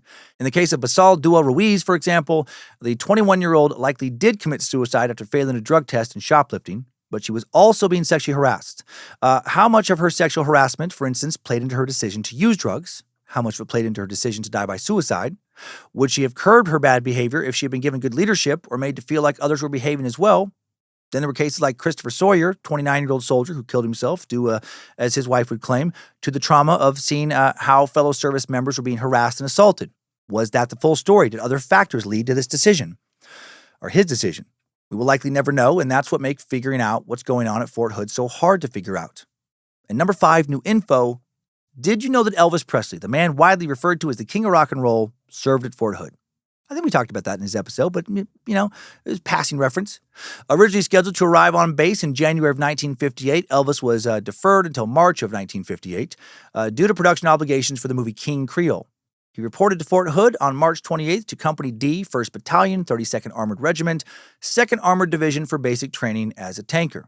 The next day, on March 29th, he raped 24 of his fellow soldiers, all men, also raped 3 women he encountered that day. And he made his pet chimpanzee Scatter watch every single assault. Literally turned Scatter into a chimp cuck. So many fucking cucks of various forms in this dark world. In an article that ran in the Temple Daily Telegram in September of 1960, the scene of Elvis's arrival was described as disorganized pandemonium. Things somewhat stabilized over the coming weeks, aside from 3 to 4 bags of mail each day and a few international phone calls, and Elvis got on with his training.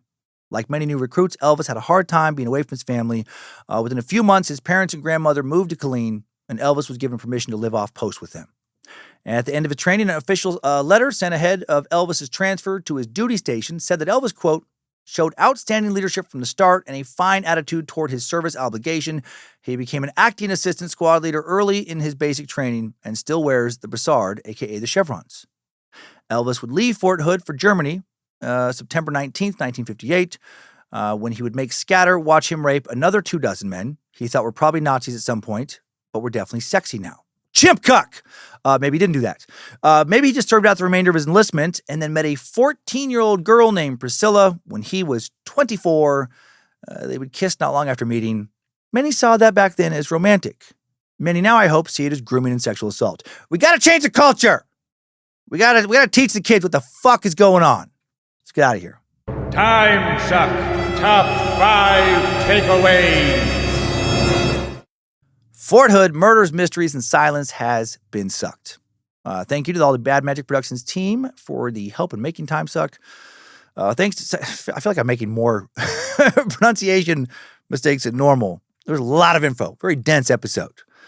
And I just happened to be a little tired while recording it, but hopefully it's not as bad as it seems, as it is in my mind in moments. Thanks to Queen of Bad Magic, Lindsay Cummins. Thanks to Logan Keith, helping to publish this episode, designing merch for the store at badmagicproductions.com. Thank you to Sophie Evans for excellent research. Thanks to the All Seeing Eyes, moderating the Cult of the Curious private Facebook page. Mod Squad, making sure Discord keeps running smooth, and everybody over on the Timesuck subreddit and Bad Magic subreddit. And now, time for this week's Timesucker updates. Updates? Get your Timesucker updates.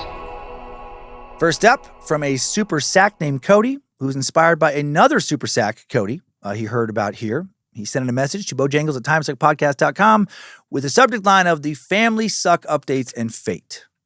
Dear Exalted Suckmaster, I don't have a funny subject line or a witty start, but I have been a fan of your stand-up. Got to see you in Milwaukee a few years ago. Glad I did before you shifted your focus. Since I first heard you on Pandora 10 plus years ago, loyal spacers since 2018, Creeper and Robert. Oh man, thank you.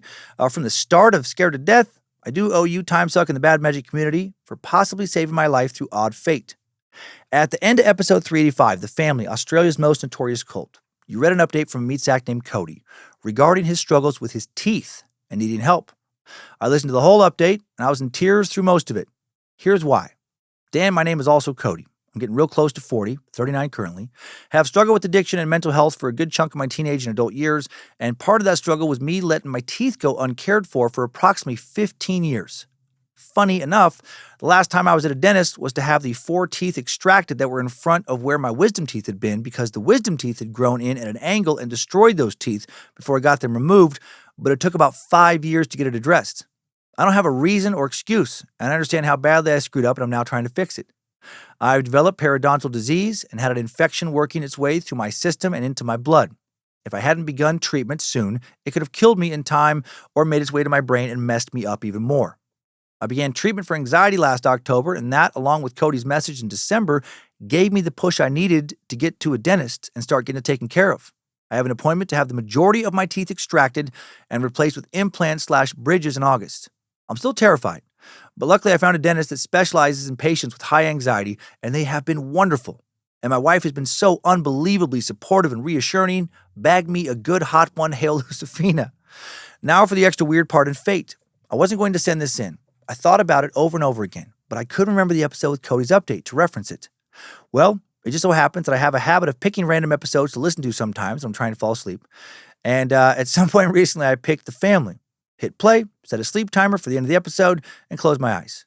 Last night, I was struggling to sleep again and went to the same well, with The Family episode being the first to pop up and said, finished.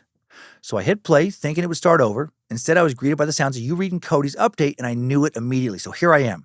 I'm not asking for anything from you or the community. I'm lucky and fortunate enough to currently have the resources and support to take care of this, and I shoulder the blame and responsibility. I'm not even looking to hear this in an update. I just wanted to say thank you, Lula Marie, the entire Mad Magic community, or say thank you to you, Lula Marie, the entire Bad Magic team, and this entire community, especially Cody Allen. Thank you. I'm pretty sure you all saved my life. I'm not out of the woods, and there's still a lot of work to do, but I am doing it. As always, hail Nimrod, stay a while, Lucifina, good boy Bojangles, and glory be to Michael motherfucking McDonald. I find myself singing I Keep Forgetting and other Triple M songs when they come on at work. Your loyal time sucker, Cody. Oh, wow, Cody. Yeah, I know you didn't need me to read this, but I was happy to. Glad that the other Cody gave you the push you needed, right? How amazing. So funny sometimes what it takes, after years and years, and you're like, I know. And I do this too with stuff in life. I'm like, yeah. Okay, no, later. Nah, I'm not worried about it. Later. And then there's like a song coming on that reminds me of something that somebody said before, and I just have that, okay, fuck it. I'm going to do this now. I'm going to do what I should have done a long time ago. When you're on the other side of this, I predict that the only thing that you will regret is not having done this sooner. I truly never get tired of hearing about people getting motivated to improve their lives and take action. Very proud of you, Cody. Keep going, and thanks for sharing that. Who knows who it'll inspire, when they hear it. And now let's hear from a fucking idiot, a stupid sucker. No, he's great. William Brunei Jr., who sent in a message with the subject line of, you got me, fucker. Dan, your Lord Suckness, you fucker. You finally got me. I'm a longtime spacer, fan of the show. I wanted to let you know that I've shared the goodness of the suck with many a friend, and even my girlfriend has heard you enough to specifically request listening to you on trips from just outside of Detroit to my hometown of Pittsburgh. That's quite the accomplishment. I re-listen to shows often. I recently wrapped up the Bill Cosby episode and loved it. Now for the drug-slipping piece of human garbage that is not for the drug-slipping piece of human garbage that is Bill Cosby, but for your endless amount of humor and organization of information. I was at the drive-thru at McDonald's picking up dinner for the fam because some days you just have to say fuck it to cooking. I had the window rolled down. I was parked in one of those drive-thru wait for your order spots, and he started yelling, "What the fuck, Your Honor? I barely forced myself on some of these women. I just had them jerk me off. I didn't fuck them after I drugged them. What? This is unfair. Hey. I don't know how much of this the young man that was bringing me my order heard, but he didn't even approach my car fully. He held the bag out, arm fully extended, like he was approaching some kind of deadly wild animal. It was only seconds after you said that, but far, far too late to be able to pretend like it didn't happen. He had a half grin, half shocked look that said to me, "What the hell are you listening to?" After I grabbed the bag, he quickly walked away, then looked back over his shoulder again before he got back in the building. Thankfully, I was able to drive away before he got inside and pointed me out to his coworkers. Thanks, Dan and crew, for all the endless hours of entertainment. You've helped me through some rough patches in life that sucked at the time but are rapidly shrinking in the rearview mirror. I'll be a spacer for as long as you offer it. I haven't made it to summer camp or seen you in person, but a guy can dream. Hopefully one day I will. Keep on sucking. Hail Bojangles. Hail Lucifina. Keep on giving those 3 out of 5 star vibes that you always do. Your newest victim of Cummins Law, Bill." Oh man, Bill, love that you got that classic walking away over the shoulder look. That's when you know that somebody thinks you're a real creep or concerning in some way, right? When they need to get another look at you, but they're also scared of you. So they have to like keep moving away as they look. You have some distance. That's a look often given to monsters. More importantly, I'm glad that, these really shitty days you've had seem to be in the rearview mirror for now. What a good feeling. Hope I run into you as well. And man, thanks for the support for so long. And next up, Meat Sack Magician. I love this. Stephen Knowles sent in the following message with the subject line of, "I am a psychic surgeon." Intriguing. Dan, thought that subject line might catch your attention. Well, it is true that I have quote-unquote performed psychic surgery, or while it is, I'm not actually a psychic surgeon because no one is. But in high school, I was an amateur magician. Yes, I was that annoying kid who walked around with a deck of cards and was, as a consequence, very popular. One day, a friend mentioned that his mother, who was sick with cancer, had gone to see a psychic surgeon and had been cured. Knowing even then that these guys are complete bullshit, I told him that his mother needed to see a real doctor. He passionately defended the psychic surgeon, telling me that the guy had pulled the tumor straight out of her unharmed flesh. The bell was about to ring for lunch, and so I told my friend that after lunch, I would pull a tumor out of his body. After a few minutes of preparation in the lunchroom, I returned to class, had my friend lie down on the table. He pulled up his shirt. I reached into his belly and pulled out a tumor, leaving behind a bloody mess that probably smelled a lot like ketchup. I wiped the mess up with some napkins, leaving behind his, of course, unharmed flesh. He demanded to know how I did it. I told him I could not reveal my secret. Told you I was one of those popular magic kids, but I told him that it was definitely a trick and that I'd used the very same method the charlatan had used on his mom. Don't know if his mom ever got the help she needed because he never talked about it again and we were not that close of friends, but I was satisfied knowing I'd used my Illuminati powers for good. Thank you for all that you do. 3 out of 5 stars. Wouldn't change a thing. And is this your card? Steven, that was a great little ending line there. Yes, that's my card, sorcerer. Man, I hope that kid's mom got proper treatment. And if she did, it was largely because of you. Also, what a badass life moment for you to do that at school. That's fucking cool. Close-up magic like that, including card tricks, freaks me out because I cannot figure out for the life of me how you guys are fucking doing it. And I feel like I should be able to. Great job, even as a kid, trying to expose those grifters. And now one more from an awesome sack, Mason Wabb, friend of another awesome sack, who has moved on to the next realm. Send in with the subject line of shout out for a great meat sack. Hi, Master Sucker, or Queen of the Suck, or any other great person who reads this. I am trying to get a shout out for an amazing meat sack who was taken too soon from this world that I showed Timesuck to and she loved it. Her name is Casey Zimmer. She passed March 10th, 2026 at the very young age of 25. She was the brightest light I knew and saw only the good in people, including me, even when it was not deserved, even when you can't even see it yourself. We used to chat about which episode we were on, all the weird shit that comes with every episode. It was something that brought us closer together, and it is strange now that I don't have that partner. If a shout-out is possible, she was a boss bitch in every sense of the words. I know that she would love hearing her name from the King of the Suck. Appreciate everything y'all do as a whole. I've been a sucker for at least 7-8 years now. Casey was a sucker for almost 2 years, the time we were together. Love every episode and agree probably too much. LOL. 3 out of 5 stars. Wouldn't change a thing. Meat sack out. Oh, man, Mason, thank you for sharing a little bit about Casey. I found and read her obituary as well.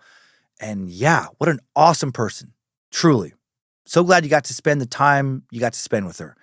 I hope wherever she is now that she is at peace. And you know what? No, more than that. I hope she's doing some exciting shit.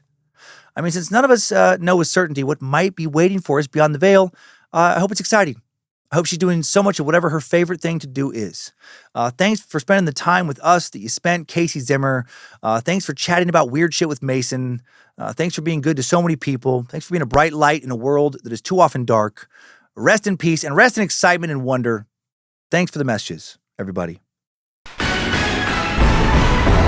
Thanks, time suckers. I needed that. We all did. Well, thank you for listening to another Bad Magic Productions podcast. Be sure and rate and review Timesuck if you haven't already. Don't kill anybody on base this week, or help cover it up, or sexually harass or sexually assault anybody. Just be somebody instead who we can all genuinely thank for their service. And military listeners, all the good ones, which is the overwhelming majority, truly thank you for your service. And it sucks that you have to put up with that kind of bullshit on top of a very hard, very dangerous job. And I hope you all keep on sucking.